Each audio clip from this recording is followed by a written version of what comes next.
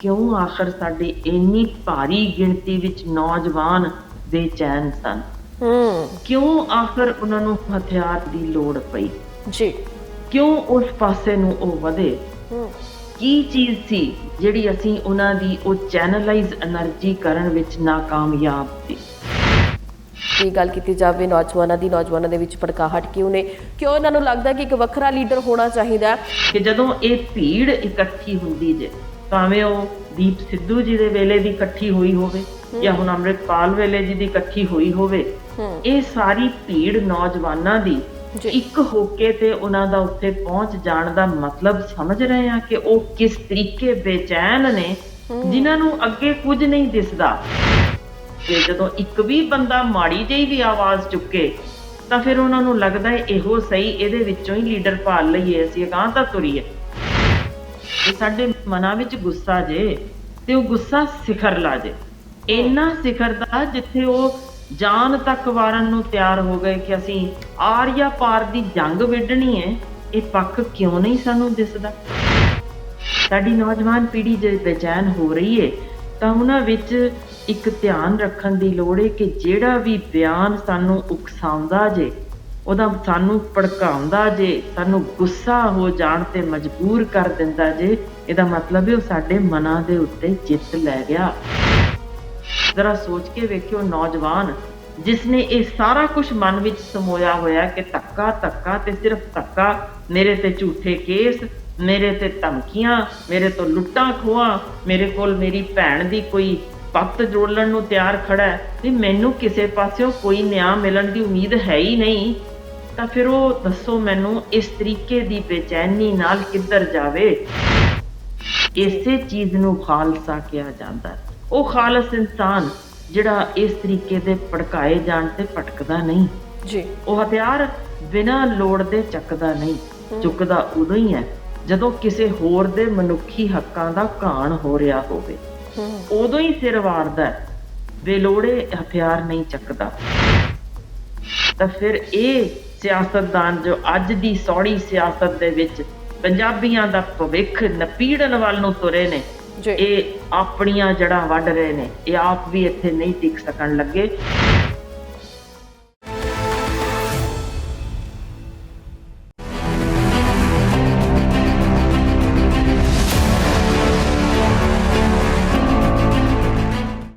ਸਤਿ ਸ਼੍ਰੀ ਅਕਾਲ ਜੀ, ਮੈਂ ਨਵਦੀਪ ਧਾਲੀਵਾਲ। ਤੁਸੀਂ ਵੇਖ ਰਹੇ ਹੋ ਸਾਡਾ ਖਾਸ ਪ੍ਰੋਗਰਾਮ ਕਿਚ ਸੁਣੀਏ ਕਿਚ ਕਹੀਏ। ਪ੍ਰੋਗਰਾਮ ਹੈ ਜਿਸ ਦੇ ਵਿੱਚ ਆਪਾਂ ਗੱਲਬਾਤ ਕਰਦੇ ਹਾਂ ਰਾਜਨੀਤਿਕ ਮਾਮਲਿਆਂ ਬਾਰੇ, ਧਾਰਮਿਕ ਮਾਮਲਿਆਂ ਬਾਰੇ, ਸਮਾਜਿਕ ਮਸਲਿਆਂ ਬਾਰੇ ਤੇ ਹੋਰ ਵੀ ਬਹੁਤ ਸਾਰੀਆਂ ਗੱਲਾਂ ਇਸ ਪ੍ਰੋਗਰਾਮ ਦੇ ਵਿੱਚ ਹੁੰਦੀਆਂ ਨੇ। ਉਹ ਭਾਵੇਂ ਸਾਡੇ ਸਰੀਰ ਦੇ ਨਾਲ ਸੰਬੰਧਿਤ ਹੋਣ, ਬਿਮਾਰੀਆਂ ਦੇ ਨਾਲ ਸੰਬੰਧਿਤ ਹੋਣ ਜਾਂ ਫਿਰ ਖਾਣ ਪੀਣ ਦੀਆਂ ਚੀਜ਼ਾਂ ਦੇ ਨਾਲ ਸੰਬੰਧਿਤ ਹੋਣ, ਕਿਉਂਕਿ ਇਸ ਪ੍ਰੋਗਰਾਮ ਦੇ ਵਿੱਚ ਜਿੱਥੇ ਅਸੀਂ ਤੁਹਾਨੂੰ ਕਹਾਣੀਆਂ ਦੱਸਦੇ ਹਾਂ, ਕਹਾਣੀਆਂ ਸੁਣਾਉਂਦੇ ਹਾਂ, ਉੱਥੇ ਹੀ ਅਸੀਂ ਕੁਝ ਟੋਟਕੇ ਅਜਿਹੇ ਵੀ ਦੱਸਦੇ ਹਾਂ ਜੋ ਕਿ ਤੁਹਾਡੇ ਸਿਹਤ ਦੇ ਨਾਲ ਰਿਲੇਟਡ ਹੁੰਦੇ ਨੇ, ਤੁਹਾਡੀ ਖੂਬਸੂਰਤੀ ਦੇ ਨਾਲ ਰਿਲੇਟਡ ਹੁੰਦੇ ਨੇ ਜਾਂ ਫਿਰ ਲਾਜਵਾਬ ਖਾਣੇ ਦੇ ਨਾਲ ਵੀ ਰਿਲੇਟਡ ਹੁੰਦੇ ਨੇ। ਸੋ ਸਾਰੀਆਂ ਹੀ ਗੱਲਾਂ ਤੇ ਜਾਣਕਾਰੀ ਦੇਣ ਦੇ ਲਈ, ਸਾਰੇ ਹੀ ਟੌਪਿਕਸ ਤੇ ਫੁੱਲ ਇਨਫੋਰਮੇਸ਼ਨ ਦੇਣ ਦੇ ਲਈ ਅਕਸਰ ਸਾਡੇ ਨਾਲ ਪਟਿਆਲਾ ਤੋਂ ਜੁੜਦੇ ਨੇ ਡਾਕਟਰ ਹਰਸ਼ਿੰਦਰ ਕੌਰ। ਅਸੀਂ ਉਹਨਾਂ ਦਾ ਸਵਾਗਤ ਕਰਾਂਗੇ। ਸਤਿ ਸ਼੍ਰੀ ਅਕਾਲ ਮੈਮ, ਸਵਾਗਤ ਹੈ ਜੀ ਤੁਹਾਡਾ। ਸਤਿ ਸ਼੍ਰੀ ਅਕਾਲ ਤੇ ਤੁਹਾਡੇ ਰਹੀ ਜਿੰਨੇ ਵੀ ਵੇਖ ਸੁਣ ਸਕਦੇ ਨੇ ਸਭਨਾਂ ਨੂੰ ਨਿੱਘੀ ਫਤਿਹ ਜੀ। ਮੈਨੂੰ ਲੱਗਦਾ ਅਸੀਂ ਬਸੰਤ ਦਾ ਐਲਾਨ ਕਰ ਹੀ ਛੱਡਿਆ ਅੱਜ ਜੀ। ਜੀ ਮੈਮ, ਤੇ ਮੈਂ ਦਰਸ਼ਕਾਂ ਨੂੰ ਅਕਸਰ ਦੱਸਦੀ ਹੁੰਦੀ ਹਾਂ ਕਿ ਬੇਸ਼ੱਕ ਡਾਕਟਰ ਹਰਸ਼ਿੰਦਰ ਕੌਰ ਕਿਸੇ ਵੀ ਆਪਾਂ ਕਹਿ ਦਈਏ ਕਿ ਮੈਨੂੰ ਦੱਸਣ ਦੀ ਜ਼ਰੂਰਤ ਨਹੀਂ, ਤੁਸੀਂ ਸਾਰੇ ਇਹਨਾਂ ਨੂੰ ਜਾਣਦੇ ਕਿ ਉਹ ਸ਼ਖਸੀਅਤ ਨੇ ਜੋ ਪੇਸ਼ੇਵਰ ਬੱਚਿਆਂ ਦੇ ਮਾਹਿਰ ਡਾਕਟਰ ਨੇ। ਉੱਥੇ ਹੀ ਔਰਤਾਂ ਦੇ ਖਿਲਾਫ ਜੋ ਵੀ ਕੁਝ ਹੁੰਦਾ ਉਸ ਦੇ ਲਈ ਆਵਾਜ਼ ਬੁਲੰਦ ਕਰਨ ਦੇ ਵਿੱਚ ਮਾਹਿਰ ਨੇ। ਸਿਰਫ ਔਰਤਾਂ ਦੇ ਨਾਲ ਤਸ਼ੱਦਦ ਦੀ ਢਾਲ ਹੀ ਨਹੀਂ ਬਣਦੇ, ਈਵਨ ਕਿ ਸਮਾਜ ਦੇ ਵਿੱਚ ਜਿੱਥੇ ਵੀ ਇਹਨਾਂ ਨੂੰ ਲੱਗਦਾ ਕਿ ਨਹੀਂ ਗੱਲਬਾਤ ਕਰਨੀ ਬਣਦੀ ਹੈ, ਉਹ ਭਾਵੇਂ ਕਿਸੇ ਲੀਡਰ ਦੇ ਖਿਲਾਫ ਹੋਵੇ, ਭਾਵੇਂ ਕਿਸੇ ਸਿਸਟਮ ਦੇ ਖਿਲਾਫ ਹੋਵੇ, ਭਾਵੇਂ ਕਿਸੇ ਵੀ ਚੀਜ਼ ਦੇ ਖਿਲਾਫ ਹੋਵੇ, ਤਾਂ ਇਹ ਆਪਣੀ ਆਵਾਜ਼ ਬੁਲੰਦ ਕਰਦੇ ਹੀ ਨੇ। ਇਸ ਲਈ ਅਸੀਂ ਕੋਸ਼ਿਸ਼ ਕਰਦੇ ਹੁੰਦੇ ਹਾਂ ਕਿ ਜਿੰਨਾ ਕੁ ਵੀ ਇਹਨਾਂ ਕੋਲੇ ਸਮਾਂ ਹੋਵੇ ਉਹਦੇ ਵਿੱਚੋਂ ਸਮਾਂ ਕਢਵਾ ਕੇ ਆਪਾਂ ਵੀ ਇੱਕ ਸ਼ੋਅ ਦੇ ਲਈ ਸਮਾਂ ਜ਼ਰੂਰ ਲੈ ਲਈਏ। ਸੋ ਮੈਮ, ਅੱਜ ਦੇ ਜਿਹੜੇ ਟੌਪਿਕ 'ਤੇ ਆਪਾਂ ਗੱਲ ਕਰਨੀ, ਅੱਜ ਕੋਈ ਇੱਕ ਗੱਲ ਨਹੀਂ, ਅੱਜ ਬਹੁਤ ਸਾਰੀਆਂ ਰਲਮੀਆਂ ਮਿਲਮੀਆਂ ਗੱਲਾਂ ਨੇ, ਕਿਉਂਕਿ ਪੰਜਾਬ ਦੇ ਮਾਹੌਲ ਨੂੰ ਲੈ ਕੇ ਕਿਸ ਤਰੀਕੇ ਦੇ ਨਾਲ ਭੜਕਾਹਟ ਮੱਚ ਜਾਂਦੀ ਹੈ, ਕਿਵੇਂ ਤਲਵਾਰਾਂ ਨਿਕਲ ਆਉਂਦੀਆਂ ਨੇ, ਕਿਵੇਂ ਉਂਗਲਾਂ ਵੱਢੀਆਂ ਜਾਂਦੀਆਂ ਨੇ, ਕਿਵੇਂ ਗਲ ਵੱਢ ਦਿੰਦੇ ਨੇ, ਕਿੱਥੇ ਕਿੱਥੇ ਬੱਚੀਆਂ ਨੇ ਜਿਹੜੀਆਂ ਖੁਦਕੁਸ਼ੀਆਂ ਕਰ ਰਹੀਆਂ ਨੇ, ਕਿੱਥੇ ਨੇ ਜਬਰ ਜਨਾਹ ਹੋ ਰਹੇ ਨੇ ਤੇ ਕਿੱਥੇ ਰੇਪ ਹੋ ਰਹੇ ਨੇ। ਬਹੁਤ ਸਾਰਾ ਕੁਛ ਹੈ ਜਿਹੜਾ ਪੰਜਾਬ ਦੀ ਧਰਤੀ ਤੇ ਇਹ ਸਭ ਕੁਝ ਹੋ ਰਿਹਾ ਤਾਂ ਹਾਲਾਤ ਬਹੁਤ ਜ਼ਿਆਦਾ ਮੰਦਭਾਗੇ ਹੋ ਗਏ ਨੇ। ਹਾਲਾਤ ਇਹ ਬਣ ਗਏ ਨੇ ਕਿ ਲੋਕ ਪਹਿਲਾਂ ਕਹਿੰਦੇ ਹੁੰਦੇ ਸੀ ਵੀ ਕੋਈ ਗੱਲ ਨਹੀਂ, ਜੇ ਘਰਾਂ ਤੋਂ ਬਾਹਰ ਨਿਕਲਣਾ ਟਾਈਮ ਬਥੇਰਾ, ਜੇ ਬੱਸਾਂ ਦੇ ਵਿੱਚ ਵੀ ਜਾਣਾ ਤਾਂ ਬੱਸਾਂ ਤਾਂ 9 ਵਜੇ ਚੱਲਦੀਆਂ ਨੇ, ਤੇ ਹੁਣ ਲੋਕ 5 ਵਜੇ ਤੋਂ ਬਾਅਦ ਘਰਾਂ ਚੋਂ ਬਾਹਰ ਨਿਕਲਣ ਤੋਂ ਘਬਰਾਉਣ ਲੱਗੇ ਨੇ। ਉਹਨਾਂ ਨੂੰ ਲੱਗਦਾ ਹੈ ਵੀ ਜੇ ਲੇਟ ਹੋ ਗਏ ਤਾਂ ਪਤਾ ਨਹੀਂ ਕੀ ਹੋ ਜਾਏਗਾ, ਕਿਤੇ ਕੋਈ ਬੱਸ ਨੂੰ ਰਾਹ 'ਚ ਨਾ ਰੋਕ ਲਵੇ, ਕਿਤੇ ਕੋਈ ਲੁੱਟੀ ਨਾ ਲਵੇ, ਕਿਤੇ ਕੋਈ ਅਜਿਹੇ ਸ਼ਰਾਰਤੀ ਅਨਸਰ ਬੱਸਾਂ ਦੇ ਵਿੱਚ ਨਾ ਵੜ ਜਾਣ ਜੋ ਸਾਨੂੰ ਹੀ ਮਾਰ ਮੁਕਾਉਣ। ਅਜਿਹਾ ਡਰਾਵਨਾ ਜਿਹੜਾ ਮਾਹੌਲ ਹੈ ਉਹ ਬਣ ਗਿਆ। ਇਸ ਚੀਜ਼ ਨੂੰ ਲੈ ਕੇ ਬਹੁਤ ਸਾਰੀਆਂ ਗੱਲਾਂ ਨੇ ਅੱਜ ਪ੍ਰੋਗਰਾਮ ਦੇ ਵਿੱਚ ਹੋਣਗੀਆਂ, ਪਰ ਉਸ ਤੋਂ ਪਹਿਲਾਂ ਮੈਮ ਤੁਸੀਂ ਦਰਸ਼ਕਾਂ ਨੂੰ ਕਹਾਣੀ ਸੁਣਾਉਂਦੇ ਹੁੰਦੇ ਹੋ, ਤੇ ਅੱਜ ਤੁਸੀਂ ਦਰਸ਼ਕਾਂ ਦੇ ਲਈ ਕਿਹੜੀ ਕਹਾਣੀ ਲੈ ਕੇ ਆਏ ਹੋ? ਤੁਸੀਂ ਜ਼ਿਕਰ ਹੀ ਪੰਜਾਬ ਦਾ ਕਰ ਦਿੱਤਾ, ਮੈਂ ਗੱਲ ਕੋਈ ਹੋਰ ਕਰਨੀ ਸੀ ਕਹਾਣੀ, ਪਰ ਅੱਜ ਇੱਥੋਂ ਹੀ ਸ਼ੁਰੂ ਕਰਦੇ ਹਾਂ ਜੀ। ਮਹਾਰਾਜਾ ਰਣਜੀਤ ਸਿੰਘ ਬਾਰੇ ਬਹੁਤ, ਇਹ ਤਾਂ ਮੈਨੂੰ ਲੱਗਦਾ ਹੈ ਕਿ ਕੋਈ ਵਿਰਲਾ ਹੀ ਹੋਣਾ ਜਿਹਨੂੰ ਨਹੀਂ ਪਤਾ ਹੋਵੇ ਕਿ ਉਹ ਕਿਸ ਤਰੀਕੇ ਸਾਰਿਆਂ ਦੇ ਵਿੱਚ ਵਿਚਰਦੇ ਸਨ, ਆਪਣੇ ਲੋਕਾਂ ਦੀਆਂ ਤਕਲੀਫਾਂ ਸੁਣਦੇ ਸਨ, ਉਹਨਾਂ ਦਾ ਧਿਆਨ ਰੱਖਦੇ ਸਨ, ਫਿਰ ਉਹ ਤਕਲੀਫਾਂ ਦੂਰ ਕਰਨ ਦੀ ਕੋਸ਼ਿਸ਼ ਉਸੇ ਵੇਲੇ ਹੀ ਕਰਦੇ ਸਨ। ਕਿਵੇਂ ਦੇਸ਼ ਬਦਲ ਕੇ ਵੀ ਲੋਕਾਂ ਵਿੱਚ ਜਾਣਾ ਤਾਂ ਕਿ ਫਰਸਟ ਹੈਂਡ ਇਨਫੋਰਮੇਸ਼ਨ ਉਹਨਾਂ ਨੂੰ ਮਿਲਦੀ ਰਹੇ। ਅਫਸੋਸ ਸਾਡੇ ਸਿਆਸਤਦਾਨ ਜਿਉਂ ਹੀ ਕੁਰਸੀ ਮਿਲ ਜਾਂਦੀ ਹੈ ਨਾ, ਬਸ ਪਤਾ ਨਹੀਂ ਕੀ ਹੋ ਜਾਂਦਾ ਹੈ, ਧੌਣ ਦੇ ਵਿੱਚ ਤਾਂ ਕੁਝ ਫਸਦਾ ਹੀ ਹੈ, ਪਰ ਉਹ ਫੋਨ ਚੁੱਕਣੇ ਵੀ ਛੱਡ ਦਿੰਦੇ ਨੇ, ਨਾ ਹੀ ਕੋਈ ਕਿਸੇ ਤਰੀਕੇ ਕੋਈ ਵੀ ਲੋਕਾਂ ਦੀ ਪੀੜ ਆਪਣੇ ਤੱਕ ਪਹੁੰਚਣ ਦਿੰਦੇ ਨੇ। ਚੁਫੇਰੇ ਉਹਨਾਂ ਦੇ ਘੇਰਾ ਹੀ ਇੰਨਾ ਤਗੜਾ ਹੋ ਜਾਂਦਾ ਹੈ ਕਿ ਉਹ ਜਦੋਂ ਕੁਰਸੀਆਂ ਲੱਥਦੇ ਨੇ ਫੇਰ ਹੀ ਕੁਝ ਸੁਣਦੇ ਨੇ, ਉਦੋਂ ਤੱਕ ਤੇ ਸ਼ਾਇਦ ਬੋਲੇ ਅੰਨੇ ਗੁੰਗੇ ਹੀ ਹੋ ਜਾਂਦੇ ਨੇ, ਸਿਰਫ ਆਪਣੇ ਤੱਕ ਸੀਮਤ ਕਿ ਮੈਂ ਮੇਰੇ ਟੱਬਰ ਦੀ ਸੁਰੱਖਿਆ, ਉਹਨਾਂ ਲਈ ਕੀ ਕੁਝ ਹੋਰ ਕੀਤਾ ਜਾ ਸਕਦਾ, ਜਾਂ ਆਪਣੇ ਆਪ ਨੂੰ ਵਧਾਉਣ ਲਈ ਬਹੁਤ ਵੱਡੇ ਵੱਡੇ ਇਸ਼ਤਿਹਾਰ ਤੇ ਇਹ ਸਭ ਤੱਕ ਹੀ ਸੀਮਤ ਹੋ ਜਾਂਦੇ ਆ। ਯਾਨੀ ਖੋਖਲਾਪਨ ਆ ਚੁੱਕਾ, ਜਿੱਥੇ ਆਪਣੇ ਕੰਮਾਂ ਦੀ ਉਹਨਾਂ ਨੂੰ ਇਸ਼ਤਿਹਾਰਬਾਜ਼ੀ ਰਾਹੀਂ ਦੱਸਣਾ ਪੈਂਦਾ, ਜੋ ਕਿ ਅੱਗੇ ਲੋਕ ਆਪ ਬੋਲਿਆ ਕਰਦੇ ਸਨ ਸਾਡੇ ਲਈ ਇਹ ਕੰਮ ਹੋਇਆ। ਉਹ ਹੁਣ ਤੁਸੀਂ ਆਪ ਹੀ ਸਮਝ ਸਕਦੇ ਹੋ ਕੀ ਤਬਦੀਲੀ ਆਈ ਹੋਈ ਹੈ। ਮੈਂ ਕਿਸੇ ਇੱਕ ਸਰਕਾਰ ਤੇ ਨਹੀਂ, ਮੈਂ ਸਾਰੀਆਂ ਹੀ ਸਰਕਾਰਾਂ ਨੂੰ ਵਿੱਚ ਇਹਦੇ ਗਿਣਦੀ ਹਾਂ ਕਿ ਕੋਈ ਵੀ ਦੂਜੇ ਤੋਂ ਵੱਖ ਨਹੀਂ, ਸਾਰੇ ਹੀ ਆਪਣੇ ਆਪ ਨੂੰ ਅਗਾਂਹ ਵਧਾਉਣ ਲਈ ਬੇਇੰਤਹਾ ਖਰਚ ਕਰਦੇ ਨੇ। ਜੀ ਖੈਰ, ਗੱਲ ਕਰਦੇ ਹਾਂ ਮਹਾਰਾਜਾ ਰਣਜੀਤ ਸਿੰਘ ਜੀ ਦੀ, ਕਿ ਉਹ ਇਸੇ ਤਰ੍ਹਾਂ ਇੱਕ ਵਾਰ ਲੰਘਦੇ ਜਾਂਦੇ ਸਨ ਆਪਣੇ ਨਾਲ, ਹੋਰ ਆਪਣੇ ਜਿਹੜੇ ਉਹਨਾਂ ਦੇ ਰਾਜ ਦੇ ਵਿੱਚ ਸਨ ਲੋਕ ਉਹਨਾਂ ਦੇ ਨਾਲ, ਤੇ ਘੋੜੇ ਦੇ ਉੱਤੇ ਸਵਾਰ ਸਨ, ਤੇ ਭੀੜ ਚੀਰ ਕੇ ਇੱਕ ਬਜ਼ੁਰਗ ਬੀਬੀ ਆਈ ਤੇ ਉਹਦੇ ਕੋਲ ਕਾਲਾ ਉਹਦਾ ਆਪਣਾ ਤਵਾ ਸੀ ਜੀ। ਦੌੜ ਕੇ ਆਈ ਤੇ ਉਹਨਾਂ ਦੇ ਉਹ ਪੈਰ ਦੇ ਨਾਲ ਥੱਲੇ ਉਹਨੇ ਛੂਹਣ ਦੀ ਕੋਸ਼ਿਸ਼ ਕੀਤੀ ਤਾਂ ਇੱਕਦਮ ਜਿਹੜੇ ਪਹਿਰੇਦਾਰ ਸਨ ਉਹਨਾਂ ਨੇ ਧੱਕਾ ਮਾਰ ਕੇ ਪਰਾਂ ਕੀਤਾ ਕਿ ਬੀਬੀ ਕੀ ਕਰਦੀ ਹੈ। ਤੇ ਮਹਾਰਾਜਾ ਰਣਜੀਤ ਸਿੰਘ ਨੇ ਰੋਕਿਆ ਵੀ ਪਰੇ ਹੋਵੋ, ਇਹਨੂੰ ਇਸ ਤਰ੍ਹਾਂ ਨਾ ਧੱਕੇ ਮਾਰੋ। ਪੁੱਛਣ ਲੱਗੇ ਬੀਬੀ ਕੀ ਗੱਲ ਹੈ, ਤੇ ਉਹ ਕਹਿਣ ਲੱਗੀ ਮੈਨੂੰ ਦੱਸਿਆ ਗਿਆ ਕਿ ਮਹਾਰਾਜਾ ਰਣਜੀਤ ਸਿੰਘ ਨੂੰ ਜਿਹੜੀ ਚੀਜ਼ ਛੂਹ ਜਾਏ ਨਾ ਉਹ ਸੋਨਾ ਬਣ ਜਾਂਦੀ ਹੈ, ਤੇ ਮੈਂ ਬਹੁਤ ਔਖੀ ਹਾਂ, ਘਰੋਂ ਬਹੁਤ ਤੰਗ ਹਾਂ, ਹੋਰ ਕੁਝ ਹੈ ਹੀ ਨਹੀਂ ਸੀ ਬਚਿਆ, ਤਵਾ ਹੀ ਬਚਿਆ ਸੀ। ਮੈਂ ਕਿਹਾ ਰਗੜ ਕੇ ਦੇਖ ਲਵਾਂ, ਜੇ ਮਹਾਰਾਜਾ ਰਣਜੀਤ ਸਿੰਘ ਨਾਲ ਰਗੜ ਕੇ ਇਹ ਤਵਾ ਸੋਨੇ ਦਾ ਬਣ ਜਾਂਦਾ ਹੈ ਤਾਂ ਮੇਰੀਆਂ ਬਹੁਤ ਦੁੱਖ ਤਕਲੀਫਾਂ ਦੂਰ ਹੋ ਜਾਣਗੀਆਂ। ਤੋ ਇਹ ਸੀ ਆਮ ਲੋਕਾਂ ਵਿੱਚ ਉਹਨਾਂ ਦੇ ਬਾਰੇ, ਜੋ ਉਹਨਾਂ ਦੇ ਮਨਾਂ ਦੇ ਵਿੱਚ ਇਸ ਤਰ੍ਹਾਂ ਦੀ ਯਾਨੀ ਉੱਚੀ ਭਾਵਨਾ ਹੋਣੀ, ਜਾਂ ਉਹਨਾਂ ਦੇ ਨਾਲ ਜੁੜ ਕੇ ਆਪਣੇ ਦੁੱਖ ਦਰਦ ਦੂਰ ਹੋਣ ਦੀ ਜੋ ਸੋਚ ਬੜੀ ਕਮਾਲ ਦੀ ਉਜਾਗਰ ਹੋਈ। ਤੇ ਮਹਾਰਾਜਾ ਰਣਜੀਤ ਸਿੰਘ ਨੇ ਉਹਨਾਂ ਤਵੇ ਦੇ ਭਾਰ ਦਾ ਨਿਣ ਕੇ ਸੋਨਾ ਵੀ ਉਹਨੂੰ ਦਿੱਤਾ ਤੇ ਹਦਾਇਤ ਕੀਤੀ ਕਿ ਇਸ ਤਰ੍ਹਾਂ ਇਸ ਪਿੰਡ ਵਿੱਚ ਸਾਰੇ ਜਾਓ ਤੇ ਦੇਖੋ, ਜੇ ਕੋਈ ਹੋਰ ਵੀ ਇਸੇ ਤਰ੍ਹਾਂ ਦਾ ਗਰੀਬ ਹੈ ਤਾਂ ਉਹਦੀ ਤਕਲੀਫ ਦੂਰ ਹੋਣੀ ਚਾਹੀਦੀ ਹੈ, ਉਹਨੂੰ ਲੋੜੀਂਦੀ ਮਾਇਆ ਜਾਂ ਰਸਦ ਜ਼ਰੂਰ ਪਹੁੰਚਣੀ ਚਾਹੀਦੀ ਹੈ ਤਾਂ ਕਿ ਇਸ ਤਰ੍ਹਾਂ ਦਾ ਕਿਸੇ ਹੋਰ ਨੂੰ ਨਾ ਕਰਨਾ ਪਵੇ।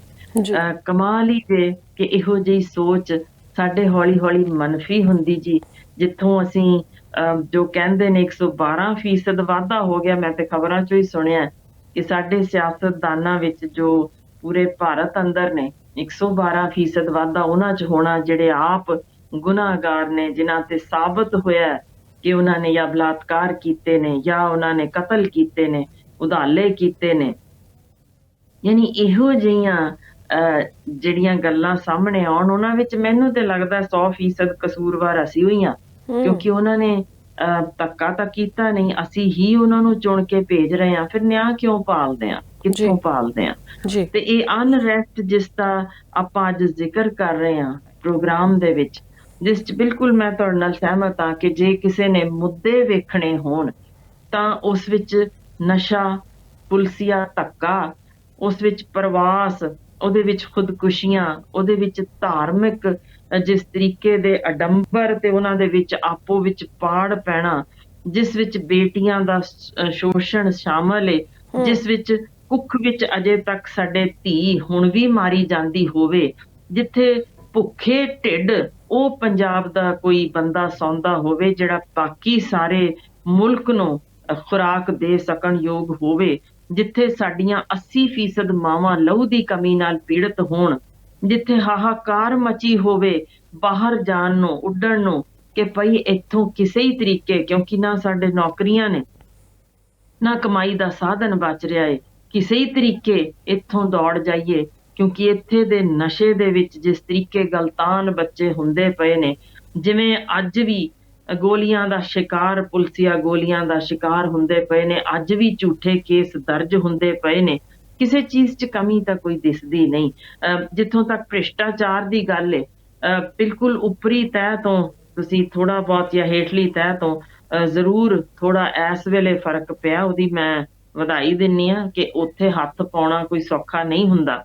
ਪਰ ਗੱਲ ਅਸਲ ਇਹ ਹੁੰਦੀ ਜੇ ਕਿ ਅਸਲ ਨਤੀਜੇ ਕੀ ਨਿਕਲਣੇ ਨੇ, ਕਿ ਇਹਨਾਂ ਨੂੰ ਅੰਦਰ ਤਾੜ ਕੇ ਵਕਤੀ ਤੌਰ ਤੇ ਤਾਂ ਨਹੀਂ ਕੁਝ ਫਾਇਦਾ ਲਿਆ ਜਾਣਾ, ਯਾਨੀ ਅਸਲ ਵਿੱਚ ਕੀ ਵਾਕਈ ਇਹਨਾਂ ਤੇ ਕੋਈ ਕੇਸ ਦਰਜ ਹੋਣਗੇ, ਇਹ ਅੰਦਰ ਤਾੜੇ ਜਾਣਗੇ, ਇਹਨਾਂ ਨੂੰ ਸਜ਼ਾਵਾਂ ਹੋਣਗੀਆਂ, ਇਹ ਸਮਾਂ ਹੀ ਦੱਸੇਗਾ। ਪਰ ਚਲੋ ਬਹੁਤ ਅੱਛੀ ਗੱਲ ਹੈ ਕਿ ਇੱਕ ਸ਼ੁਰੂਆਤ ਤਾਂ ਇਹੋ ਜਿਹੀ ਕੀਤੀ ਗਈ। ਹੁਣ ਇਹਦੇ ਵਿੱਚ ਜੋ ਅਹਿਮ ਨੁਕਤੇ ਅਜੇ ਵੀ ਮੰਨਫੀ ਨੇ, ਕਿਉਂ ਆਖਰ ਇਹ ਕੱਲਾ ਪੰਜਾਬ ਬਿਲਕੁਲ ਨਹੀਂ ਹੈ ਕਿ ਆਪਾਂ ਕਹੀਏ ਸਿਰਫ ਪੰਜਾਬ 'ਚ। ਨੌਜਵਾਨ ਬੱਚਿਆਂ ਦੀਆਂ ਖੁਦਕੁਸ਼ੀਆਂ ਸਾਰੇ ਭਾਰਤ ਵਿੱਚ ਹੀ ਬਲਕਿ ਵਿਸ਼ਵ ਪੱਧਰ ਤੇ ਵੀ ਬਹੁਤ ਭਾਰੀ ਗਿਣਤੀ 'ਚ ਵੱਧ ਰਹੀਆਂ ਨੇ। ਕਾਰਨ ਇਹ ਕਿ ਉਹਨਾਂ ਨੂੰ ਕੋਈ ਸੇਧ ਦੇਣ ਵਾਲਾ ਦਿਸਿਆ ਨਹੀਂ। ਸਾਡੇ ਕੋਲ, ਅਸੀਂ ਸਮਝਦੇ ਤਾਂ ਹਾਂ ਕਿ ਸਾਡੇ ਕੋਲ ਸੋਸ਼ਲ ਮੀਡੀਆ ਨੇ ਬਹੁਤ ਕਮਾਲ ਕੀਤਾ ਜੀ, ਪਰ ਜੋ ਨਿਗਾਰ ਉਹਨੇ ਸਾਡੇ ਨੌਜਵਾਨ ਪੀੜ੍ਹੀ ਵਿੱਚ ਲਿਆਉਂਦਾ ਜੇ, ਉਹਨੂੰ ਅਸੀਂ ਅੱਖੋਂ ਪਰੋਖੇ ਕਿਵੇਂ ਕਰ ਸਕਦੇ ਹਾਂ? ਦੇਖੋ ਨਾ, ਸਿਰਫ 5 ਮਿੰਟ ਦੀ, ਆਪਾਂ ਅੱਗੇ ਵੀ ਪ੍ਰੋਗਰਾਮ 'ਚ ਗੱਲ ਕੀਤੀ ਸੀ ਕਿ 5 ਮਿੰਟ ਦੀ ਵੀ ਜੋ ਅਸੀਂ ਲਗਾਤਾਰ ਵੀਡੀਓ ਗੇਮਸ ਆਪਣੇ ਬੱਚਿਆਂ ਨੂੰ ਦਿਖਾ ਦਿੰਨੇ ਆ ਨਾ, ਉਹਦੇ ਨਾਲ ਓਨੀ ਡੋਪਾਮੀਨ ਸਰੀਰ ਅੰਦਰ ਨਿਕਲ ਜਾਂਦੀ ਜੇ, ਜਿਹੜੀ ਸ਼ਾਇਦ ਉਹਨਾਂ ਨੂੰ 10 ਸਿਗਰਟਾਂ ਪੀਣ ਦੇ ਬਾਅਦ ਵੀ ਨਹੀਂ ਹੁੰਦੀ। ਯਾਨੀ ਅਸੀਂ ਉਹਨਾਂ ਦੇ ਅੰਦਰ ਬੇਚੈਨੀ ਇੰਨੀ ਭਰ ਛੱਡੀ ਹੈ, ਇੰਨੀ ਜ਼ਿਆਦਾ ਕਿ ਉਹ ਬੱਚੇ ਡਿਪਰੈਸ਼ਨ ਦਾ ਸ਼ਿਕਾਰ ਹੋ ਰਹੇ ਨੇ। ਉਹਨਾਂ ਨੂੰ ਕਿਸੇ ਵੀ ਚੀਜ਼ ਵਿੱਚ ਸੰਤੁਸ਼ਟੀ ਹੁੰਦੀ ਹੋਈ ਨਹੀਂ, ਉਹਨਾਂ ਨੂੰ ਹੋਰ ਤੇ ਹੋਰ ਦੇ ਵਿੱਚ ਹੀ ਉਹ ਇਸ ਤਰੀਕੇ ਆਪਣੇ ਆਪ ਨੂੰ ਯਾਨੀ ਕੁਛ ਸ਼ਾਂਤ ਦੇਖਣ ਲਈ ਉਹਨਾਂ ਨੂੰ ਲੱਗਦਾ ਕਿ ਇਹੀ ਚੀਜ਼ ਰੀਅਲ ਲਾਈਫ 'ਚ ਕਿਉਂ ਨਾ ਹੋਵੇ। ਯਾਨੀ ਇੱਕ ਜੇ 6 ਵਰਿਆਂ ਦਾ ਬਾਲ ਵੀ ਕਹਿੰਦਾ ਮੈਂ ਬੋਰ ਹੋਣ ਲੱਗ ਗਿਆ, ਮੇਰੇ ਕੋਲ ਤਾਂ ਹੁਣ ਹੋਰ ਕੁਛ ਲੱਭਦਾ ਹੀ ਨਹੀਂ, ਕਿਉਂਕਿ ਉਹਨੂੰ ਉਹ ਇੰਨੀ ਭਾਰੀ ਮਾਤਰਾ 'ਚ ਡੋਪਾਮੀਨ ਥੋੜੀ ਦੇਰ 'ਚ ਹੀ ਨਿਕਲ ਜਾਂਦੀ ਏ ਕਿ ਉਹ ਮੁੜ ਕੇ ਉਹਨੂੰ ਹੁਣ ਸਮਝ ਨਹੀਂ ਆਉਂਦੀ ਕੀ ਕਰਾਂ। ਉਹ ਹਾਈ ਹੋਣ ਦੇ ਚੱਕਰ ਵਿੱਚ, ਜਾਂ ਮੈਂ ਬੰਦੂਕ ਲਿਆ ਕੇ ਆਪ ਇਨ ਰੀਅਲ ਕਰਕੇ ਵੇਖਾਂ। ਤਾਂ ਤੁਸੀਂ ਸੋਚ ਲਓ ਕਿ ਜਦੋਂ ਅਸੀਂ 100% ਹੀ ਬੱਚਿਆਂ ਵਿੱਚ, ਕੋਈ ਵਿਰਲਾ ਹੋਏਗਾ, ਮੈਨੂੰ ਤਾਂ ਲੱਗਦਾ ਕਿ ਬਹੁਤ ਔਖਾ ਲੱਭਣਾ ਹੋਏਗਾ ਜਿਹੜਾ ਕਵੇ ਕਿ ਇਹਨੇ ਕਦੇ ਮੋਬਾਈਲ ਫੜਿਆ ਹੀ ਨਹੀਂ ਜਾਂ 5 ਮਿੰਟ ਵੀ ਨਹੀਂ ਫੜਿਆ। ਤੇ ਜੇ 100% ਬੱਚੇ ਬੇਚੈਨੀ ਵੱਲ ਤੋਰ ਰਹੇ ਆ, ਤਾਂ ਤੁਸੀਂ ਸਮਝ ਹੀ ਸਕਦੇ ਹੋ ਕਿ ਜੋ ਖਲਾ ਅਸੀਂ ਆਪ ਪੈਦਾ ਕੀਤਾ, ਜਿੱਥੇ ਖੇਡਾਂ ਦਾ ਮਾਹੌਲ ਅਸੀਂ ਮੰਨਫੀ ਕਰ ਦਿੱਤਾ, ਜਿੱਥੇ ਉਹਨਾਂ ਨੂੰ ਅਗਾਂਹ ਵਧਣ ਦੇ ਰਾਹ, ਜਿਹਦੇ ਵਿੱਚ ਕੋਈ ਏਮ ਦਿੱਤਾ ਹੋਣਾ ਕਿ ਭਾਈ ਤੁਸੀਂ ਆ ਵੀ ਰਾਹ ਜੇ ਜਿੱਥੇ ਤੁਸੀਂ ਨਾ ਸਿਰਫ ਖੇਡਾਂ ਹੀ ਬਲਕਿ ਤੁਸੀਂ ਚੋਟੀ ਦੇ ਸਾਇੰਸਦਾਨ ਬਣ ਸਕਦੇ ਹੋ। ਤੁਹਾਡੀ ਖੋਜ ਤੁਹਾਨੂੰ, ਤੁਸੀਂ ਵੇਖੋ ਨਾ, ਪੰਜਾਬ ਵਿੱਚੋਂ ਕਦੇ ਸੁਣਿਆ ਜੇ ਕਿ ਅਸੀਂ ਕਹੀਏ ਹਾਂਜੀ ਇੱਥੋਂ ਕਦੇ ਅਸੀਂ ਬਹੁਤ ਵੱਡੇ ਅਸੀਂ ਵਿਸ਼ਵ ਪੱਧਰੀ ਕੋਈ ਇਨਾਮ ਜਿੱਤੇ ਹੋਣ, ਖੋਜ ਕੋਈ ਅਜਿਹੀ ਕਰ ਦਿੱਤੀ ਹੋਵੇ, ਸਾਡਾ ਨਾਮ ਨੋਬਲ ਪ੍ਰਾਈਜ਼ ਤੱਕ ਕਦੇ ਪਹੁੰਚਿਆ ਹੀ ਨਹੀਂ। ਕਿਉਂ? ਕਿਉਂਕਿ ਅਸੀਂ ਉਸ ਤਰੀਕੇ ਦੇ ਰਾਹ ਦਸੇਰੇ ਬਣੇ ਹੀ ਨਹੀਂ। ਸਾਡੇ ਬੱਚਿਆਂ ਨੂੰ ਇੱਕੋ ਹੀ ਝਾਤ ਦਿਸਦੀ ਜੇ ਕਿ ਜੇ ਅਸੀਂ ਛੇਤੀ ਆਪਣੇ ਮਨ ਅੰਦਰਲੀ ਬੇਚੈਨੀ ਨੂੰ ਸ਼ਾਂਤ ਕਰਨਾ ਤਾਂ ਭਾਈ ਫਿਰ ਉਹ ਰੀਅਲ ਲਾਈਫ ਵਿੱਚ ਕੁਝ ਅਸੀਂ ਕਰੀਏ। ਨਤੀਜਾ ਤੁਹਾਡੇ ਸਾਹਮਣੇ ਹੈ। ਹੂੰ ਸਾਡੇ ਸਤਿਕਾਰਯੋਗ ਅੰਮ੍ਰਿਤਪਾਲ ਜੀ ਦਾ ਹੁਣੇ ਜੋ ਪੂਰੀ ਦੁਨੀਆ ਵਿੱਚ ਹੀ ਇਸ ਵੇਲੇ ਜੋ ਵਾਪਰਿਆ, ਸ਼ਾਇਦ ਇਹ ਪੱਖ ਅਣਦੇਖਾ ਕੀਤਾ ਗਿਆ। ਜੀ ਬਹੁਤ ਸਾਰੇ ਪ੍ਰੋਗਰਾਮ ਮੈਂ ਸੁਣੇ, ਮੈਂ ਦੇਖਿਆ ਕਈਆਂ ਨੇ ਕਿਸੇ 'ਚ ਨੁਕਸ ਕੱਢਿਆ, ਕਈਆਂ ਨੇ ਕਿਸੇ 'ਚ, ਕਈਆਂ ਨੇ ਵਾਹਵਾਹੀ ਦਿੱਤੀ, ਕਈਆਂ ਨੇ ਆਪਣੇ ਆਪ ਨੂੰ ਆਪਣਾ ਬਿੰਬ ਉਚੇਰਾ ਚੁੱਕਣ ਲਈ ਵੀ ਬਹੁਤ ਕੁਝ ਉਹਦੇ 'ਚ ਕੀਤਾ। ਹੂੰ ਕੁਝ ਆਪਣੀ ਕੁਝ ਪੂਰਤੀ ਕਰਨੀ ਹੋਣੀ ਹੈ ਕਿਸੇ ਨੇ, ਉਹਨਾਂ ਨੇ ਉਸ ਤਰੀਕੇ ਵਰਤ ਲਿਆ। ਪਰ ਇਹਦੇ ਵਿੱਚ ਸ਼ਾਇਦ ਇਹ ਪੱਖ ਧਿਆਨ ਵਿੱਚ ਨਹੀਂ ਆਇਆ ਕਿ ਕਿਉਂ ਆਖਰ ਸਾਡੀ ਇੰਨੀ ਭਾਰੀ ਗਿਣਤੀ ਵਿੱਚ ਨੌਜਵਾਨ ਬੇਚੈਨ ਸਨ। ਹੂੰ ਕਿਉਂ ਆਖਰ ਉਹਨਾਂ ਨੂੰ ਹਥਿਆਰ ਦੀ ਲੋੜ ਪਈ? ਜੀ ਕਿਉਂ ਉਸ ਪਾਸੇ ਨੂੰ ਉਹ ਵਧੇ? ਹੂੰ ਕੀ ਚੀਜ਼ ਸੀ ਜਿਹੜੀ ਅਸੀਂ ਉਹਨਾਂ ਦੀ ਉਹ ਚੈਨਲਾਈਜ਼ એનર્ਜੀ ਕਰਨ ਵਿੱਚ ਨਾਕਾਮਯਾਬ ਸੀ? ਹੂੰ ਪਹਿਲਾ ਚੀਜ਼ ਜੋ ਬਹੁਤ ਉੱਭਰ ਕੇ ਸਾਹਮਣੇ ਆਈ, ਜਿੱਥੇ ਕਾਫੀ ਲੋਕ ਇਹ ਬੋਲਦੇ ਵੀ ਨੇ, ਕਿਉਂਕਿ ਰੋਜ਼ ਦਾ ਵਾਹ ਮੇਰਾ ਖਿਆਲ ਹੈ ਬਹੁਤ ਸਾਰੇ ਅਲੱਗ-ਅਲੱਗ ਥਾਵਾਂ ਤੋਂ ਲੋਕਾਂ ਨਾਲ ਪੈਂਦਾ ਜੇ, ਜਦੋਂ ਬਤੌਰ ਇੱਕ ਡਾਕਟਰ ਮੇਰੇ ਕੋਲ ਇਲਾਜ ਕਰਵਾਉਣ ਆਉਂਦੇ ਨੇ ਵੱਖੋ ਵੱਖਰੇ ਰੁਤਬਿਆਂ ਦੇ ਲੋਕ, ਵੱਖੋ ਵੱਖਰੇ ਥਾਵਾਂ ਤੋਂ, ਉਹ ਬਹੁਤ ਕੁਝ ਇਹੋ ਜਿਹੀ ਸਾਂਝੀ ਗੱਲ ਕਰ ਜਾਂਦੇ ਨੇ ਜਿਨ੍ਹਾਂ ਦਾ ਕੋਈ ਰਾਹ ਨਹੀਂ ਕਿ ਉਹ ਹੁਕਮਰਾਨਾਂ ਤੱਕ ਪਹੁੰਚ ਸਕਣ। ਪਰ ਉਹਨਾਂ ਦੀ ਦਿਲ ਦੀ ਗੱਲ ਏ ਕਿ ਅਸੀਂ ਪਹਿਲਾਂ ਹੀ ਬਹੁਤ ਤੰਗ ਸਾਂ।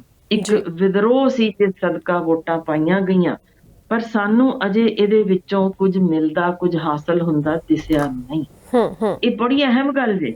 ਪਰ ਜੇ ਹੁਕਮਰਾਨ ਇਹਨੂੰ ਅਣਦੇਖਾ ਕਰਦੇ ਨੇ ਤਾਂ ਨਤੀਜੇ ਸਾਡੇ ਸਾਹਮਣੇ ਨੇ। ਕੀ ਵਾਪਰ ਰਿਹਾ ਜੇ ਜੀ ਇਹਦੇ ਵਿੱਚ? ਜੀ ਇੱਕ ਹੋਰ ਅਹਿਮ ਚੀਜ਼ ਹੂੰ ਕਿ ਪਹਿਲਾਂ ਤਾਂ ਇਹ ਮਨ ਅੰਦਰਲੀ, ਜਿਵੇਂ ਮੈਂ ਦੱਸਿਆ, ਬੇਚੈਨੀ ਨੂੰ ਉਹਨਾਂ ਨੇ ਇੱਕ ਦਰਸਾਇਆ ਕਿ ਸਾਡੇ ਮਨਾਂ ਵਿੱਚ ਗੁੱਸਾ ਜੇ, ਤੇ ਉਹ ਗੁੱਸਾ ਸਿਖਰ ਲਾ ਜੇ। ਇੰਨਾ ਸਿਖਰ ਦਾ ਜਿੱਥੇ ਉਹ ਜਾਨ ਤੱਕ ਵਾਰਨ ਨੂੰ ਤਿਆਰ ਹੋ ਗਏ ਕਿ ਅਸੀਂ ਆਰੀਆ ਪਾਰ ਦੀ ਜੰਗ ਵਿੱਢਣੀ ਹੈ। ਇਹ ਪੱਖ ਕਿਉਂ ਨਹੀਂ ਸਾਨੂੰ ਦਿਸਦਾ? ਅਸੀਂ ਠੀਕ ਹੈ ਕਹਿੰਦੇ ਆ ਜੀ, ਹੁਣ ਇਹਨੂੰ ਅਸੀਂ ਕੁਚਲ ਦੇਵਾਂਗੇ, ਅਸੀਂ ਇਹਨਾਂ ਤੇ ਹੋਰ ਕੇਸ ਦਰਜ ਕਰਾਂਗੇ, ਜੋ ਵੀ ਕੁਛ ਨਿਆਂ ਪੱਖੋਂ ਉਹਨਾਂ ਨੂੰ ਜਾਪੇ ਉਹ ਕਰਦੇ ਰਹਿਣ। ਹੂੰ ਪਰ ਜੇ ਅਸੀਂ ਇਹ ਹੇਠਲਾ ਇਹਨਾਂ ਦੇ ਅੰਦਰਲਾ ਜੋ ਗੁੱਸਾ ਸ਼ਾਂਤ ਨਾ ਕਰ ਸਕੇ, ਸੰਵਾਦ ਨਾ ਰਚ ਸਕੇ ਨੌਜਵਾਨ ਪੀੜ੍ਹੀ ਦੇ ਨਾਲ, ਤਾਂ ਫਿਰ ਉਹਨਾਂ ਦਾ ਭੜਕਣਾ, ਇਹ ਗੁੱਸਾ ਉਹਨਾਂ ਦਾ ਹੋ ਜਾਣਾ, ਗੈਂਗਸਟਰਸ ਦੇ ਨਾਲ ਰਲ ਜਾਣਾ, ਨਸ਼ਿਆਂ ਵੱਲ ਜਾਣਾ, ਜਾਂ ਫਿਰ ਬਹੁਤ ਹਤਾਸ਼ ਹੋ ਕੇ ਪ੍ਰਵਾਸ ਵੱਲ ਨੂੰ ਸੋਚਣਾ ਕਿ ਚਲੋ ਜੀ ਉਧਰ ਹੀ ਜਾਂਦੇ ਆ। ਇੱਥੇ ਤਾਂ ਹੁਣ ਮਨੁੱਖੀ ਹੱਕਾਂ ਦਾ ਘਾਣ ਲਗਾਤਾਰ ਜਾਰੀ। ਹੂੰ ਪੰਜਾਬ ਵਿੱਚ ਨਵਦੀਪ ਜੀ, ਸਾਨੂੰ ਪਤਾ ਹੈ ਜੀ 84 ਤੋਂ 94 ਦੇ ਵਿੱਚ ਕੀ ਵਾਪਰਿਆ। ਸਾਡਾ ਜੀ। ਤਾਂ 30% ਸਾਡੀ ਹੋਂਦ ਤਾਂ ਉਦੋਂ ਹੀ ਖਤਮ ਕਰ ਦਿੱਤੀ ਗਈ ਜਿੱਥੇ 15 ਤੋਂ 45 ਵਰਿਆਂ ਦੇ ਗੋਬਿੰਦ ਰਾਮ ਜੀ ਦਾ ਬਹੁਤ ਤਗੜਾ ਨਾਮ ਆਉਂਦਾ ਜੇ। ਮੈਨੂੰ ਤਾਂ ਜੀ ਕਹਿੰਦੇ ਆ ਵੀ ਦਿਲ 'ਚ ਕੁਛ ਬੇਚੈਨੀ ਜਿਹੀ ਹੋਈ ਹੁੰਦੀ ਜੇ।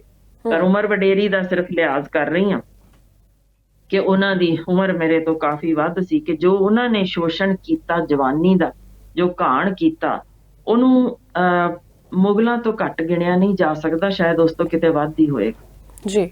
ਉਹ ਘਾਣ ਸਾਡਾ ਸਦੀਵੀ ਸੀ।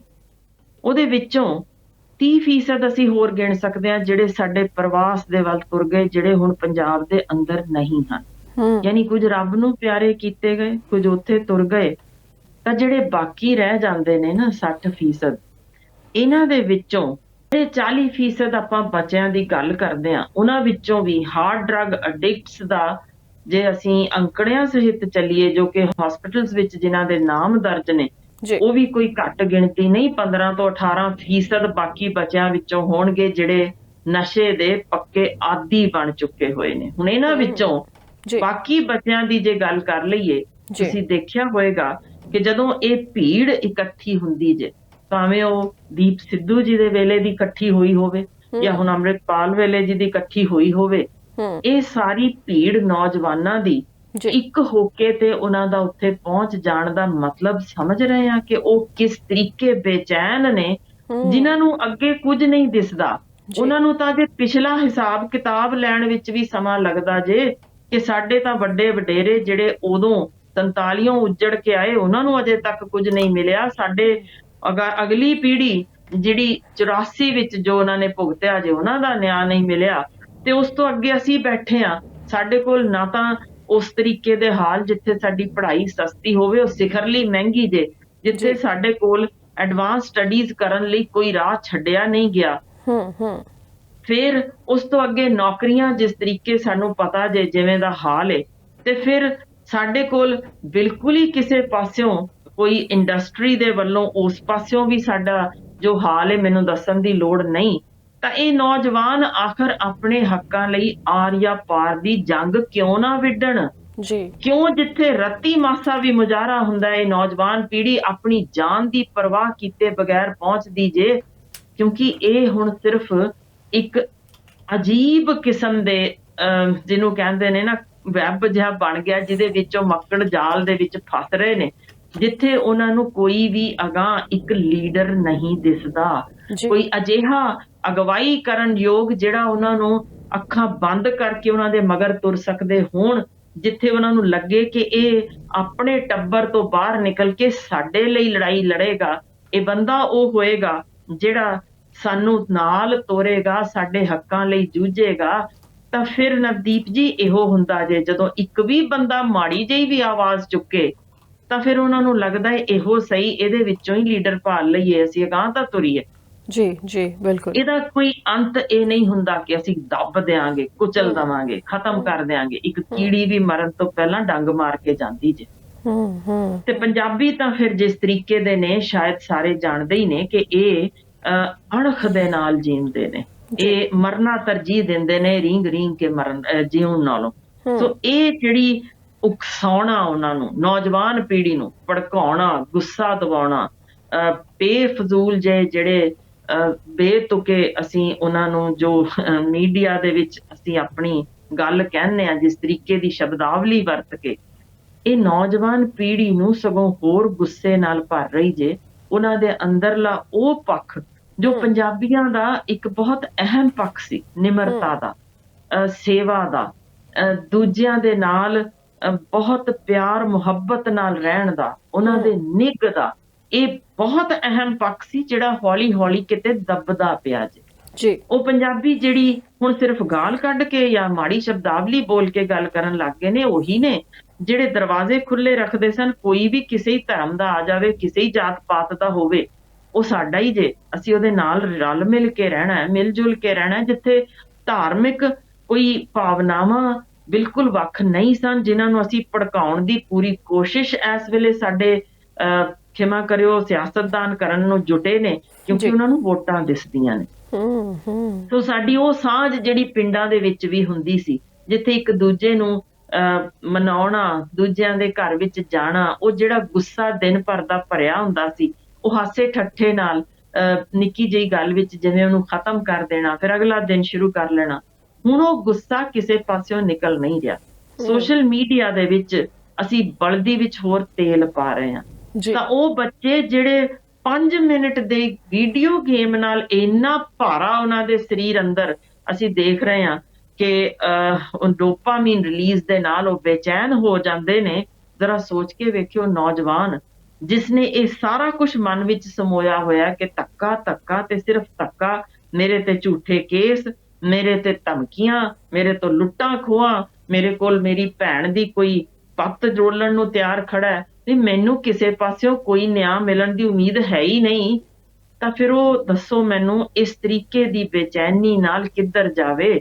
ਇਹੀ ਜੇ ਨਤੀਜਾ ਜੋ ਸਾਡੇ ਸਾਹਮਣੇ ਆ ਰਿਹਾ, ਤੇ ਫਿਰ ਉਹਨੂੰ ਗੱਲ ਕਰੀਏ ਇਹਨੂੰ ਹੋਰ ਨੱਪ ਦਿਆਂਗੇ, ਹੋਰ ਦੱਬ ਦਿਆਂਗੇ।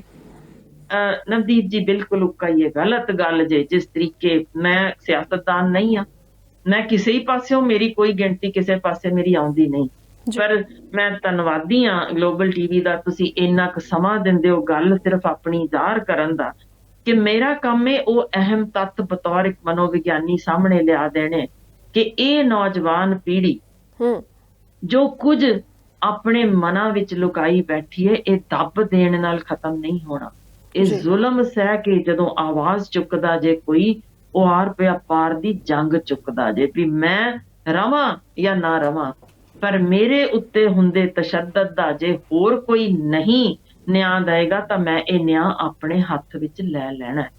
ਇਹ ਬਹੁਤ ਬਹੁਤ ਜ਼ਿਆਦਾ ਅਹਿਮ ਨੁਕਤਾ ਜੇ, ਜਿੱਥੇ ਲੋਕ ਇਸ ਵੇਲੇ ਜੱਜਾਂ ਨਾਲ ਨਾਰਾਜ਼ਗੀ ਦਿਖਾਉਂਦੇ ਹੋਣ, ਜਿੱਥੇ ਉਹਨਾਂ ਨੂੰ ਨਿਆਂ ਮਿਲਣ ਦੀ ਉਮੀਦ ਘੱਟ ਹੋਵੇ, ਜਿੱਥੇ ਉਹ ਮਰ ਮੁੱਕ ਜਾਣ ਪਰ ਨਿਆਂ ਦੀ ਉਹਨਾਂ ਦੀ ਵਾਰੀ ਨਾ ਆਉਂਦੀ ਹੋਵੇ, ਉਸ ਥਾਂ ਤੋਂ ਲੈ ਕੇ ਹੁਣ ਕਿਸੇ ਹੀ ਪਾਸੇ ਜੇ ਉਹਨਾਂ ਨੂੰ ਆਪਾਂ ਇਹ ਪ੍ਰੈਸ਼ਰ ਕੁੱਕਰ ਦੀ ਸੀਟੀ ਖੋਲਣ ਨਹੀਂ ਦਵਾਂਗੇ ਤਾਂ ਫਿਰ ਇਹ ਤਾਂ ਕੰਮ ਬਹੁਤ ਮਾੜੇ ਹਾਲਾਤ ਵੱਲ ਜਾ ਰਿਹਾ ਜੇ। ਜੀ ਰੈਵੋਲੂਸ਼ਨਸ, ਕ੍ਰਾਂਤੀਕਾਰੀ ਜੋ ਹੁੰਦੇ ਨੇ ਉਹ ਇਹਦੇ ਵਿੱਚੋਂ ਉਪਜਦੇ ਨੇ।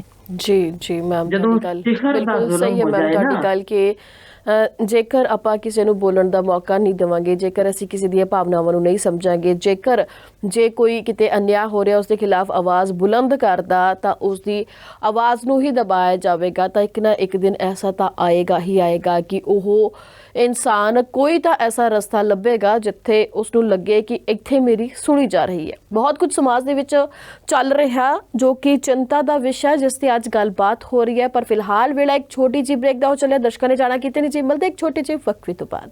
ਛੋਟੇ ਜਿਹੇ ਬ੍ਰੇਕ ਤੋਂ ਬਾਅਦ ਇੱਕ ਵਾਰ ਤੁਹਾਡਾ ਫਿਰ ਤੋਂ ਸਵਾਗਤ ਹੈ ਸਾਡੇ ਖਾਸ ਪ੍ਰੋਗਰਾਮ ਕਿਚ ਸੁਣੀਏ ਕਿਚ ਕਹੀਏ ਦੇ ਵਿੱਚ। ਗੱਲਬਾਤ ਅੱਜ ਹੋ ਰਹੀ ਹੈ ਪੰਜਾਬ ਦੇ ਹਾਲਾਤਾਂ ਬਾਰੇ। ਗੱਲਬਾਤ ਅੱਜ ਹੋ ਰਹੀ ਹੈ ਕਿ ਨੌਜਵਾਨ ਕਿਸ ਭੜਕਾਹਟ ਦੇ ਵਿੱਚ ਨੇ, ਨੌਜਵਾਨਾਂ ਨੂੰ ਕੋਈ ਕੁਰਾਹੇ ਤਾਂ ਨਹੀਂ ਲੈ ਕੇ ਜਾ ਰਹੇ ਹੈ ਕਿ ਸਰਕਾਰਾਂ ਸਾਡੇ ਨੌਜਵਾਨਾਂ ਦੀਆਂ ਨਹੀਂ ਸੁਣਦੀਆਂ, ਇਸ ਲਈ ਉਹ ਕੋਈ ਹੋਰ ਰਾਹ ਨਹੀਂ ਚੜੇ, ਉਹ ਲੱਭਣ ਦੀ ਕੋਸ਼ਿਸ਼ ਕਰ ਰਹੇ ਨੇ। ਔਰਤਾਂ ਕਿੱਥੇ ਖੜੀਆਂ ਨੇ ਤੇ ਨਾਲ ਦੀ ਨਾਲ ਜਿਹੜੀ ਗੱਲਬਾਤ ਇਹ ਵੀ ਹੋ ਰਹੀ ਹੈ ਕਿ ਇੰਨਾ ਕੁਝ ਸਮਾਜ ਦੇ ਵਿੱਚ ਚੱਲ ਰਿਹਾ, ਉੱਤੇ ਹੀ ਇੱਕ ਦੋ ਅਹਿਮ ਗੱਲਾਂ ਜੋ ਤੁਹਾਡੇ ਨਾਲ ਹੋਰ ਵੀ ਸਾਂਝੀਆਂ ਕਰਨੀਆਂ ਬਣਦੀਆਂ ਨੇ, ਜਿਸ ਦੇ ਵਿੱਚ ਜੇ ਗੱਲ ਕੀਤੀ ਜਾਵੇ ਕਿ ਬਹੁਤ ਹਾਈ ਪ੍ਰੋਫਾਈਲ ਕੇਸ ਨੇ ਜਿੱਥੇ ਕਿ ਲੋਕ ਆਪਣੀ ਆਵਾਜ਼ ਚੁੱਕਦੇ ਨੇ, ਉੱਥੇ ਹੀ ਜਿਹੜੇ ਪੱਤਰਕਾਰ ਨੇ ਲੋਕਾਂ ਦੀ ਆਵਾਜ਼ ਸਰਕਾਰਾਂ ਤੱਕ ਪਹੁੰਚਾਉਣ ਦੀ ਕੋਸ਼ਿਸ਼ ਕਰਦੇ ਨੇ, ਪਰ ਸੁਪਰੀਮ ਕੋਰਟ ਦੇ ਜ਼ਰੀਏ ਉਹਨਾਂ ਪੱਤਰਕਾਰਾਂ ਦੀ ਆਵਾਜ਼ ਨੂੰ, ਮੀਡੀਆ ਦੀ ਆਵਾਜ਼ ਨੂੰ ਬੰਦ ਕਰਾਉਣ ਦੀਆਂ ਕੋਸ਼ਿਸ਼ਾਂ ਕੀਤੀਆਂ ਜਾਂਦੀਆਂ ਨੇ। ਜਿਵੇਂ ਕਿ ਜੇ ਗੌਤਮ ਮੰਡਾਨੀ ਦੀ ਗੱਲ ਕੀਤੀ ਜਾਵੇ ਤਾਂ ਪਿਛਲੇ ਦਿਨਾਂ ਦੇ ਵਿੱਚ ਉਹਨਾਂ ਨੇ ਪਟੀਸ਼ਨ ਦਾਇਰ ਕੀਤੀ, ਜਿਸ ਵਿੱਚ ਉਹਨਾਂ ਨੇ ਕਿਹਾ ਕਿ ਜਦੋਂ ਤੱਕ ਸਾਡੇ ਕੇਸ ਦੀ ਪ੍ਰੋਪਰ ਸੁਣਵਾਈ ਨਹੀਂ ਹੋ ਜਾਂਦੀ, ਮੀਡੀਆ ਦੇ ਵਿੱਚ ਸਾਡੀ ਕੋਈ ਵੀ ਖਬਰ ਨਸ਼ਰ ਨਹੀਂ ਕਰੇਗਾ। ਪਰ ਮਾਨਯੋਗ ਸੁਪਰੀਮ ਕੋਰਟ ਫਿਲਹਾਲ ਮੀਡੀਆ ਦੇ ਹੱਕ ਦੇ ਵਿੱਚ ਖੜੀ ਹੋਈ ਨਜ਼ਰ ਆਈ। ਉਹਨਾਂ ਨੇ ਜਿਹੜੀ ਪਟੀਸ਼ਨ ਹੈ ਉਸਨੂੰ ਖਾਰਜ ਕਰ ਦਿੱਤਾ ਕਿ ਹਰ ਇੱਕ ਦੀ ਆਵਾਜ਼ ਨੂੰ ਬੰਦ ਕਰਨ ਦੀਆਂ ਕੋਸ਼ਿਸ਼ਾਂ, ਉਹ ਭਾਵੇਂ ਲੀਡਰ ਹੋਣ, ਉਹ ਭਾਵੇਂ ਵੱਡੇ ਸਿਆਸਤਦਾਨ ਹੋਣ, ਉਹ ਭਾਵੇਂ ਕੋਈ ਉੱਚ ਅਧਿਕਾਰੀ ਹੋਣ, ਤਾਂ ਲੋਕਾਂ ਦੀ ਸੁਣੀ ਹੀ ਨਹੀਂ ਜਾਂਦੀ। ਇੱਥੇ ਤੱਕ ਤਾਂ ਮੀਡੀਆ ਦਾ ਵੀ ਮੂੰਹ ਬੰਦ ਕਰਵਾਉਣ ਦੀਆਂ ਗੱਲਾਂ ਨੇ ਜਿਹੜੀਆਂ ਉਹ ਨਿਕਲ ਕੇ ਸਾਹਮਣੇ ਆ ਰਹੀਆਂ ਨੇ। ਸੋ ਖਿਡਾਰੀ ਨੇ, ਉਹਨਾਂ ਨੂੰ ਖੇਡ ਦੇ ਮੈਦਾਨਾਂ ਦੇ ਵਿੱਚ ਖੇਡਣ ਨਹੀਂ ਦਿੱਤਾ ਜਾ ਰਿਹਾ। ਹਰ ਪਾਸੇ ਅਸੀਂ ਕਹਿ ਦਿੰਦੇ ਹਾਂ ਕਿ ਇਹ ਕਿਹਾ ਜਾ ਰਿਹਾ ਹੈ ਕਿ ਲੋਕਾਂ ਦੀ, ਜਿਵੇਂ ਆਪਾਂ ਪਿਓਰ ਪੰਜਾਬੀ 'ਚ ਇੱਕ ਸ਼ਬਦ ਯੂਜ਼ ਕਰਦੇ ਹਾਂ ਕਿ ਬਸ ਸੰਗੀ ਘੁੱਟ ਦਿਓ, ਸੰਗੀ ਕੁੱਟਣ ਵਾਲੀਆਂ ਗੱਲਾਂ ਹੀ ਨੇ ਜਿਹੜੀਆਂ ਸਮਾਜ ਦੇ ਵਿੱਚ ਚੱਲ ਰਹੀਆਂ ਨੇ। ਤਾਂ ਇੱਕ ਲੋਕਾਂ ਨੂੰ ਉਹੀ ਗੱਲ ਕਿ ਜਿਵੇਂ ਡਾਕਟਰ ਹਰਸ਼ਿੰਦਰ ਕੌਰ ਨੇ ਦੱਸਿਆ ਕਿ ਜਿਸ ਤਰੀਕੇ ਦੇ ਨਾਲ ਲੋਕ ਚਾਹੁੰਦੇ ਸੀਗੇ ਕਿ ਸਰਕਾਰ ਨੇ ਜਿਹੜੀ ਉਹ ਆਵੇ, ਲੋਕ ਬਦਲਾਅ ਚਾਹੁੰਦੇ ਸੀਗੇ, ਲੋਕ ਚਾਹੁੰਦੇ ਸੀ ਕਿ ਅਕਾਲੀ ਦਲ ਨੂੰ ਤੇ ਕਾਂਗਰਸ ਨੂੰ ਸਾਈਡ ਤੇ ਕਰ ਦਿੱਤਾ ਜਾਵੇ, ਕਿਉਂਕਿ ਉੱਤੋਂ ਦਾ ਲੀਡਰ ਨੇ ਜਿਹੜੀ ਉਹ ਸਾਡੀ ਸੁਣਦੇ ਨਹੀਂ। ਉਹ ਲੀਡਰ ਨੇ ਜਿਹੜੀ ਸਾਡੇ ਬੱਚਿਆਂ ਨੂੰ ਐਜੂਕੇਸ਼ਨ ਨਹੀਂ ਦੇ ਸਕਦੇ, ਉਹ ਲੀਡਰ ਨੇ ਜੋ ਸਿਹਤ ਸੁਵਿਧਾਵਾਂ ਨਹੀਂ ਦੇ ਸਕਦੇ, ਉਹ ਲੀਡਰ ਨੇ ਜਿਨ੍ਹਾਂ ਕਰਕੇ ਅਸੀਂ ਸੇਫ ਨਹੀਂ ਆ, ਜਿੱਥੇ ਸਾਡੀ ਥਾਣਿਆਂ ਦੇ ਵਿੱਚ ਸੁਣਵਾਈ ਨਹੀਂ ਹੁੰਦੀ।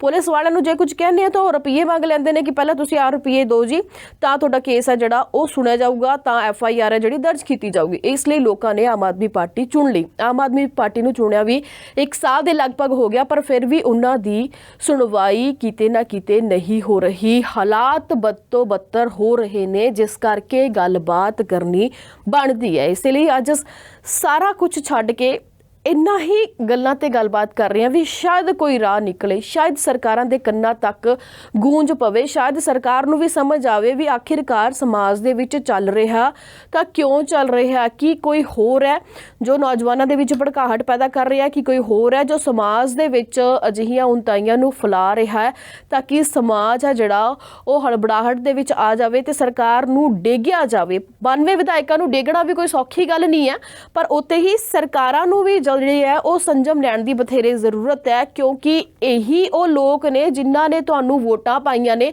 ਤੇ ਵੋਟਾਂ ਇਸ ਲਈ ਪਾਈਆਂ ਨੇ ਕਿ ਜਦੋਂ ਵੀ ਸਰਕਾਰ ਸੱਤਾ ਦੇ ਵਿੱਚ ਆਉਂਦੀ ਹੈ 2-4 ਮਹੀਨਿਆਂ ਦੇ ਵਿੱਚ ਕਾਰਜਕਾਲ ਸੰਭਾਲ ਕੇ ਸਾਡੀਆਂ ਸਾਰੀਆਂ ਗੱਲਾਂ ਸੁਣੀਆਂ ਜਾਣਗੀਆਂ। ਪਰ 1 ਸਾਲ ਦੇ ਕਰੀਬ ਹੋ ਗਿਆ, ਹਾਲਾਤ ਬਦਲੇ ਨਹੀਂ। ਜਿਵੇਂ ਕਿ ਪ੍ਰਤਾਪ ਸਿੰਘ ਬਾਜਵਾ ਦਾ ਬਿਆਨ ਸੀਗਾ ਕਿ ਪੰਜਾਬ ਬਦਲਿਆ ਨਹੀਂ, ਪਰ ਪੰਜਾਬ ਬੌਂਦਲ ਜ਼ਰੂਰ ਗਿਆ ਕਿ ਹੁਣ ਕੀ ਕਰੀਏ। ਮੈਮ ਤੁਸੀਂ ਕੀ ਕਹਿਣਾ ਚਾਹੋਗੇ? ਸਿਆਸਤਦਾਨਾਂ ਦੇ ਨਾ ਜੋ ਬਿਆਨ ਹੁੰਦੇ ਨੇ ਵਾਕਈ ਸਿਰਾ ਹੀ ਲਾ ਦਿੰਦੇ ਨੇ। ਗੱਲ ਇਹ ਹੈ ਕਿ ਉਹਦੇ ਵਿੱਚ ਮੈਨੂੰ ਲੱਗਦਾ ਜੇ ਕਿ ਮੈਂ ਤੁਹਾਡੀ ਗੱਲ ਦਾ ਜਵਾਬ ਦੇਣ ਤੋਂ ਪਹਿਲਾਂ ਇੱਕ ਅੱਜ ਪਹਿਲੀ ਵਾਰ, ਮੈਂ ਅੱਗੇ ਕਦੇ ਇਸ ਤਰ੍ਹਾਂ ਕੀਤਾ ਨਹੀਂ ਕਿ ਆਪਣੀ ਨੌਜਵਾਨ ਪੀੜ੍ਹੀ ਜੋ ਸਾਡੇ ਪੰਜਾਬੀ ਬਹੁਤ ਬੇਚੈਨ ਹੋਏ ਪਏ ਨੇ, ਜਿਨ੍ਹਾਂ ਚੋਂ ਕੁਝ ਬੱਚਿਆਂ ਦੇ ਕਈ ਵਾਰ ਫੋਨ ਵੀ ਆਉਂਦੇ ਨੇ ਕਿ ਤੁਹਾਡਾ ਪ੍ਰੋਗਰਾਮ ਸੁਣਿਆ। ਅੱਜ ਇੱਕ ਸੰਵਾਦ ਉਹਨਾਂ ਨਾਲ ਹੀ, ਹਾਲਾਂਕਿ ਇੱਕ ਤਰਫਾ ਹੀ ਇੱਥੇ ਰਹਿ ਜਾਣਾ ਚਾਹਾਂਗੇ, ਇਹਦੇ ਲਈ ਜ਼ਰੂਰ ਕੁਛ ਨਾ ਕੁਛ ਉਹ ਸਾਨੂੰ ਮੈਸੇਜ ਪਾਉਣ। ਜੀ ਉਹਨਾਂ ਲਈ ਸੁਨੇਹਾ ਜ਼ਰੂਰ ਨੌਜਵਾਨ ਪੀੜ੍ਹੀ ਨੂੰ ਦੇਣਾ ਚਾਹੁੰਦੀ ਹਾਂ ਕਿ ਪੰਜਾਬੀਆਂ ਦੇ ਵਿੱਚ 3 ਅਹਿਮ ਪਹਿਲੂ ਨੇ, ਜੇ ਅਸੀਂ ਆਪਣਾ ਵਿਰਾਸਤ, ਆਪਣੀ ਝਾਤ ਮਾਰ ਕੇ ਦੇਖੀਏ। ਜੀ ਸਾਡੇ ਵਿੱਚ ਇੱਕ ਨਿਹੱਥਾ ਯਾਨੀ ਸੰਤ ਸਾਡੇ ਗੁਰੂ ਨਾਨਕ ਸਾਹਿਬ ਦੇ ਵੱਲੋਂ ਜਿਸ ਤਰੀਕੇ ਦਾ ਕ੍ਰਾਂਤੀਕਾਰੀ ਉਸ ਸਮੇਂ ਦਾ ਉਭਾਰ ਦਿਖਿਆ, ਉਹਨਾਂ ਦੇ ਵਿੱਚ ਨਿਹੱਥੇ ਯਾਨੀ ਉਹਨਾਂ ਨੇ ਹਥਿਆਰ ਨਹੀਂ ਸੀ ਵਰਤੇ, ਸੋਸ਼ਲ ਮੀਡੀਆ ਨਹੀਂ ਸੀ ਵਰਤਿਆ, ਉਹਨਾਂ ਦੀ ਸੋਚ ਸੀ ਇੰਨੀ ਉੱਚੀ ਤੇ ਸੁੱਚੀ, ਜਿਹਦੇ ਵਿੱਚ ਉਹਨਾਂ ਨੇ ਆਪਣੇ ਆਪ ਨੂੰ ਮਾੜਾ ਕਹਿਣ ਵਾਲਿਆਂ ਨੂੰ ਦੇ ਖਿਲਾਫ ਵੀ ਮਾੜੀ ਸ਼ਬਦਾਵਲੀ ਨਹੀਂ ਸੀ ਵਰਤੀ। ਉਹ ਠਰਮਾ ਔਰ ਜਿਸ ਤਰੀਕੇ ਦਾ ਪਰਮਾਤਮਾ ਤੇ ਅਟੁੱਟ ਵਿਸ਼ਵਾਸ ਕਿ ਮੈਂ ਕਰ ਸਕਦਾ, ਇਹ ਇੱਕ ਅਹਿਮ ਪਹਿਲੂ ਜਿਹੜਾ ਸ਼ਾਇਦ ਸਾਡੀ ਪੰਜਾਬੀਅਤ ਵਿੱਚੋਂ ਮਨਫੀ ਹੋ ਗਿਆ। ਸਾਡੀ ਨੌਜਵਾਨ ਪੀੜ੍ਹੀ ਜੇ ਬੇਚੈਨ ਹੋ ਰਹੀ ਏ ਤਾਂ ਉਹਨਾਂ ਵਿੱਚ ਇੱਕ ਧਿਆਨ ਰੱਖਣ ਦੀ ਲੋੜ ਏ ਕਿ ਜਿਹੜਾ ਵੀ ਬਿਆਨ ਸਾਨੂੰ ਉਕਸਾਉਂਦਾ ਜੇ, ਉਹਦਾ ਸਾਨੂੰ ਭੜਕਾਉਂਦਾ ਜੇ, ਸਾਨੂੰ ਗੁੱਸਾ ਹੋ ਜਾਣ ਤੇ ਮਜਬੂਰ ਕਰ ਦਿੰਦਾ ਜੇ, ਇਹਦਾ ਮਤਲਬ ਹੈ ਉਹ ਸਾਡੇ ਮਨਾਂ ਦੇ ਉੱਤੇ ਜਿੱਤ ਲੈ ਗਿਆ। ਜੀ ਸੋ ਮਨ ਜੀਤੈ ਜਗ ਜੀਤ, ਅਸੀਂ ਮਨ ਜਿੱਤਣੇ ਨੇ ਲੋਕਾਂ ਦੇ ਆਪਣੀ ਬੁੱਧੀਜੀਵੀ ਪੱਖ ਦੇ ਨਾਲ। ਜਿਸ ਤਰੀਕੇ ਦਾ ਉਸ ਸਮੇਂ ਦਾ ਉਹ ਉੱਚੀ ਸੋਚ ਸੀ ਜਿਹਨੇ ਹਿੰਦੂ ਤੇ ਮੁਸਲਮਾਨ ਮਤ ਮੰਨਣ ਵਾਲਿਆਂ ਨੂੰ ਆਪਣੇ ਵੱਲ ਖਿੱਚਿਆ, ਸਿੱਖ ਨਹੀਂ ਸਨ ਉਦੋਂ, ਪਰ ਉਹ ਇੱਕ ਸੋਚ ਨਾਲ ਜੁੜੇ ਸਨ ਸਾਰੇ, ਜਿਹੜੀ ਸੋਚ ਸੀ ਮਨੁੱਖੀ ਅਧਿਕਾਰਾਂ ਦੇ ਲਈ ਆਵਾਜ਼ ਚੁੱਕਣ ਦੀ। ਜੀ ਸੋ ਜੇ ਅਸੀਂ ਸਹੀ ਸ਼ਬਦਾਂ ਦੀ ਚੋਣ ਕਰਦਿਆਂ ਆਪਣੇ ਮਨ ਨੂੰ ਠਹਿਰਾਓ ਵਿੱਚ ਰੱਖ ਕੇ, ਸੋਚ ਸਮਝ ਕੇ ਜੇ ਅਸੀਂ ਕਦਮ ਪੁੱਟੀਏ, ਇੱਕਦਮ ਨਾ ਭੜਕੀਏ, ਇੱਕਦਮ ਗੁੱਸੇ ਵਿੱਚ ਨਾ ਆਈਏ, ਦੂਜੇ ਦੇ ਉਕਸਾਏ ਜਾਣ ਤੇ ਆਪਣਾ ਇਹ ਪੱਖ ਨਾ ਸਾਹਮਣੇ ਲਿਆਈਏ, ਉਹਨੂੰ ਆਪਣੇ ਮਨ ਉੱਤੇ ਜਿੱਤ ਨਾ ਹਾਸਲ ਕਰਨ ਦੇਈਏ, ਤਾਂ ਵਾਕਈ ਅਸੀਂ ਸਹੀ ਪੰਜਾਬੀ ਅਖਵਾਏ ਜਾਵਾਂਗੇ, ਜਿਨ੍ਹਾਂ ਦੇ ਵਿੱਚ ਤੀਸਰਾ ਅਹਿਮ ਪੱਖ, ਦੂਜਾ ਤਾਂ ਮੈਂ ਦੱਸ ਹੀ ਚੁੱਕੀ ਹਾਂ ਕਿ ਜਦੋਂ ਜ਼ੁਲਮ ਦੀ ਅੱਤ ਹੋ ਜਾਏ ਸਾਡਾ, ਬਿਲਕੁਲ ਉਦੋਂ ਤਲਵਾਰ ਚੁੱਕਣੀ ਜਾਇਜ਼, ਸਾਨੂੰ ਕਹਿੰਦੇ ਨੇ ਕਿ ਸਿਰਾ ਹੀ ਆ ਗਿਆ ਹੁਣ ਚੁੱਕ ਲਵੋ। ਪਰ ਉਸ ਤੋਂ ਅਖੀਰ ਜਿਵੇਂ ਮੈਂ ਦੱਸਿਆ ਕਿ ਭੜਕਿਆ ਨਹੀਂ, ਉਹਦੇ ਚ ਸਾਨੂੰ ਭੜਕਾਵਟ ਚ ਨਹੀਂ ਆਉਣਾ ਚਾਹੀਦਾ। ਪਰ ਤੀਜਾ ਅਹਿਮ ਪਹਿਲੂ ਜੋ ਸਾਡੇ ਜ਼ਫਰਨਾਮੇ ਰਾਹੀਂ ਸਾਨੂੰ, ਜਾਂ ਜੋ ਸਾਨੂੰ ਲਿਖਤਾਂ ਰਾਹੀਂ, ਜੋ ਸਾਡੀ ਗੁਰਬਾਣੀ ਦੇ ਵਿੱਚ ਸਾਨੂੰ ਮਿਲਿਆ, ਉਹ ਪੱਖ ਜੋ ਬੁੱਧੀਜੀਵੀ ਪੱਖ ਸੀ, ਅਸੀਂ ਕਿਤੇ ਗਾਇਬ ਕਰ ਦਿੱਤਾ। ਜੀ ਸਾਡੇ ਬੱਚੇ ਪੜ੍ਹਾਈ ਵੱਲ ਉਹਨਾਂ ਧਿਆਨ ਨਹੀਂ ਦੇ ਰਹੇ, ਉਹਨਾਂ ਨੂੰ ਛੇਤੀ ਕਮਾਈ, ਛੇਤੀ ਪੈਸੇ ਕਮਾਉਣ ਦੇ ਵੱਲ ਜਿਸ ਤਰੀਕੇ ਧੱਕਿਆ ਜਾ ਰਿਹਾ ਹੈ, ਤੇ ਜਿਵੇਂ ਉਹ ਬੇਚੈਨ ਹੋ ਜਾਂਦੇ ਨੇ, ਜਲਦੀ ਸਾਡੇ ਕੋਲ ਪੈਸੇ ਆਏ ਨਹੀਂ ਸੀ, ਅੱਜ ਹੀ ਉਸ ਤਰੀਕੇ ਦੀ ਜੀਪ ਨਹੀਂ ਖਰੀਦ ਸਕੇ, ਅੱਜ ਹੀ ਕਾਰ ਨਹੀਂ ਖਰੀਦ ਸਕੇ, ਅੱਜ ਹੀ ਸਾਡੇ ਗਲੇ 'ਚ ਮੋਟੀਆਂ-ਮੋਟੀਆਂ ਚੇਨਾਂ ਨਹੀਂ ਆਈਆਂ, ਤੇ ਫਿਰ ਅਸੀਂ ਮੀਡੀਆ ਵਿੱਚ ਛਾਏ ਨਹੀਂ। ਯਾਨੀ ਇਹ ਸਾਰੀਆਂ ਚੀਜ਼ਾਂ ਕਿਤੇ ਨਾ ਕਿਤੇ ਸਾਡਾ ਉਹ ਪੱਖ, ਬੁੱਧੀਜੀਵੀ ਪੱਖ ਨੂੰ ਨੇਗੇਟ ਕਰ ਜਾਂਦੀਆਂ ਨੇ। ਜੀ ਸੋ ਉਹ ਬਹੁਤ ਅਹਿਮ ਪਹਿਲੂ ਜਿਹੜੇ ਸਾਨੂੰ ਸੋਚਣ ਸਮਝਣ ਦੀ ਸ਼ਕਤੀ ਦਿੰਦਾ ਜੇ, ਜਿਹੜਾ ਸਾਡਾ ਬੌਧਿਕ ਵਿਕਾਸ ਕਰਦਾ ਜੇ, ਜਿਹੜਾ ਸਾਨੂੰ ਆਪਣੇ ਹੱਕਾਂ ਨੂੰ ਸਹੀ ਢੰਗ ਨਾਲ ਲੈਣ ਦਾ ਜ਼ਰੀਆ ਦੱਸਦਾ ਜੇ। ਯਾਨੀ ਅਸੀਂ ਸਿਰਫ ਦੂਜੇ ਨੂੰ ਨੀਵਾਂ ਵਿਖਾਣਾ, ਹਥਿਆਰ ਚੁੱਕਣੇ, ਗੋਲੀਆਂ ਚਲਾ ਦੇਣੀਆਂ, ਲੁੱਟਾਂ ਖੋਹਾਂ ਕਰਨੀਆਂ, ਇਹ ਬਿਲਕੁਲ ਕਿਸੇ ਵੀ ਪਾਸਿਓਂ ਪੰਜਾਬੀਪੁਣਾ ਨਹੀਂ ਦਰਸਾਉਂਦਾ। ਸਾਡਾ ਕੰਮ ਲੁੱਟਾਂ ਖੋਹਾਂ ਵਾਲਾ ਹੈ ਹੀ ਨਹੀਂ ਸੀ। ਅਸੀਂ ਤਾਂ ਲੁੱਟਾਂ ਖੋਹਾਂ ਕਰਨ ਵਾਲਿਆਂ ਤੋਂ ਆਪਣੀਆਂ ਧੀਆਂ ਸਿਰ ਵਾਰ ਕੇ ਬਚਾ ਕੇ ਲਿਆਉਂਦੇ ਰਹੇ ਹਾਂ। ਸਾਡਾ ਉਹ ਪੱਖ ਸੀ, ਅਸੀਂ ਉਹਨਾਂ ਦਾ ਪੱਖ ਨਹੀਂ ਅਪਣਾਉਣਾ, ਅਸੀਂ ਆਪਣਾ ਪੰਜਾਬੀਪੁਣਾ ਸਾਂਭਣਾ। ਸੋ ਜੇ ਅਸੀਂ ਠਰਮੇ ਨਾਲ, ਵਿਸ਼ਵਾਸ ਨਾਲ ਅਸੀਂ ਇਹ ਪੱਖ ਆਪਣਾ ਕਿਤੇ ਸਾਹਮਣੇ ਲਿਆ ਸਕੇ, ਸੱਚ ਜਾਣਿਓ ਨਵਦੀਪ ਜੀ, ਇਹ ਸਰਕਾਰਾਂ ਅੱਗੇ ਅਜਿਹੀ ਚੀਜ਼ ਅੱਗੇ ਟਿਕ ਨਹੀਂ ਸਕਦੀਆਂ। ਸਾਡਾ ਉਹ ਪੱਖ ਸਾਹਮਣੇ ਆਇਆ ਸੀ ਕਿਸਾਨੀ ਸੰਘਰਸ਼ ਦੇ ਵਿੱਚ, ਜੀ ਜਿੱਥੇ ਅਸੀਂ ਅੱਤ ਦਾ ਜ਼ੁਲਮ ਸਹਿ ਕੇ ਵੀ ਅਸੀਂ ਟਿਕੇ ਰਹੇ, ਅਸੀਂ ਡਟੇ ਰਹੇ, ਕਿਉਂਕਿ ਸਾਡਾ ਉਹ ਪੱਖ ਬਹੁਤ ਤਗੜਾ ਜੇ, ਉਹਦੇ ਅੱਗੇ ਹੁਕਮਰਾਨ ਗੋਡੇ ਟੇਕਦੇ ਨੇ। ਇਸੇ ਚੀਜ਼ ਨੂੰ ਖਾਲਸਾ ਕਿਹਾ ਜਾਂਦਾ। ਉਹ ਖਾਲਸ ਇਨਸਾਨ ਜਿਹੜਾ ਇਸ ਤਰੀਕੇ ਦੇ ਭੜਕਾਏ ਜਾਣ ਤੇ ਭਟਕਦਾ ਨਹੀਂ, ਜੀ ਉਹ ਹਥਿਆਰ ਬਿਨਾਂ ਲੋੜ ਦੇ ਚੱਕਦਾ ਨਹੀਂ, ਚੁੱਕਦਾ ਉਦੋਂ ਹੀ ਹੈ ਜਦੋਂ ਕਿਸੇ ਹੋਰ ਦੇ ਮਨੁੱਖੀ ਹੱਕਾਂ ਦਾ ਘਾਣ ਹੋ ਰਿਹਾ ਹੋਵੇ, ਉਦੋਂ ਹੀ ਸਿਰ ਵਾਰਦਾ ਹੈ। ਬੇਲੋੜੇ ਹਥਿਆਰ ਨਹੀਂ ਚੱਕਦਾ। ਪਰ ਉਹਦੇ ਵਿੱਚ ਅਹਿਮ ਗੱਲ ਇਹ ਜੇ ਕਿ ਸਾਡੀ ਔਰਤ ਲੀਡਰਸ਼ਿਪ ਵਿਚਲਾ ਖਲਾ ਪੰਜਾਬ ਨੂੰ ਨਿਵਾਣ ਵੱਲ ਲੈ ਜਾਏਗਾ। ਸਾਡੀਆਂ ਬਹੁਤ ਸਾਰੀਆਂ, ਮੈਂ ਨਾਮ ਨਹੀਂ ਲੈਣਾ ਚਾਹੁੰਦੀ, ਬੇਅੰਤ ਨੇ ਔਰਤਾਂ ਜੋ ਸਿਆਸਤ ਵਿੱਚ ਗਈਆਂ ਨੇ, ਪੰਜਾਬ ਦੀਆਂ ਔਰਤਾਂ। ਸਾਡੇ ਪਿੰਡਾਂ ਵਿੱਚ ਸਾਡੀਆਂ ਮਾਵਾਂ ਵੀ ਨੇ ਜਿਨ੍ਹਾਂ ਨੇ ਕਿਸਾਨੀ ਸੰਘਰਸ਼ ਵਿੱਚ ਝੰਡੇ ਚੁੱਕੇ ਸੀ, ਆਪਣੀਆਂ ਦੂਰੀਆਂ ਹੋ ਚੁੱਕੀਆਂ ਪਿੱਠਾਂ ਦੇ ਨਾਲ ਵੀ ਦਿਖਾਇਆ ਸੀ ਆਪਣੀ ਮਾਨਸਿਕ ਤਾਕਤ ਨੂੰ। ਸਾਡੇ ਉਹ ਔਰਤ ਲੀਡਰਸ਼ਿਪ ਵਿਚਲਾ ਖਲਾ ਕਦੋਂ ਪੂਰਾ ਹੋਏਗਾ? ਕਿਉਂ ਸਾਡੀਆਂ ਧੀਆਂ, ਸਾਡੀਆਂ ਮਾਵਾਂ ਇਸ ਪੱਖ ਤੇ ਬੋਲਦੀਆਂ ਨਹੀਂ, ਉੱਠਣ, ਖੜੀਆਂ ਹੋਣ, ਕਿਉਂਕਿ ਉਹਨਾਂ ਦੀ ਅੱਜ ਲੋੜ ਏ।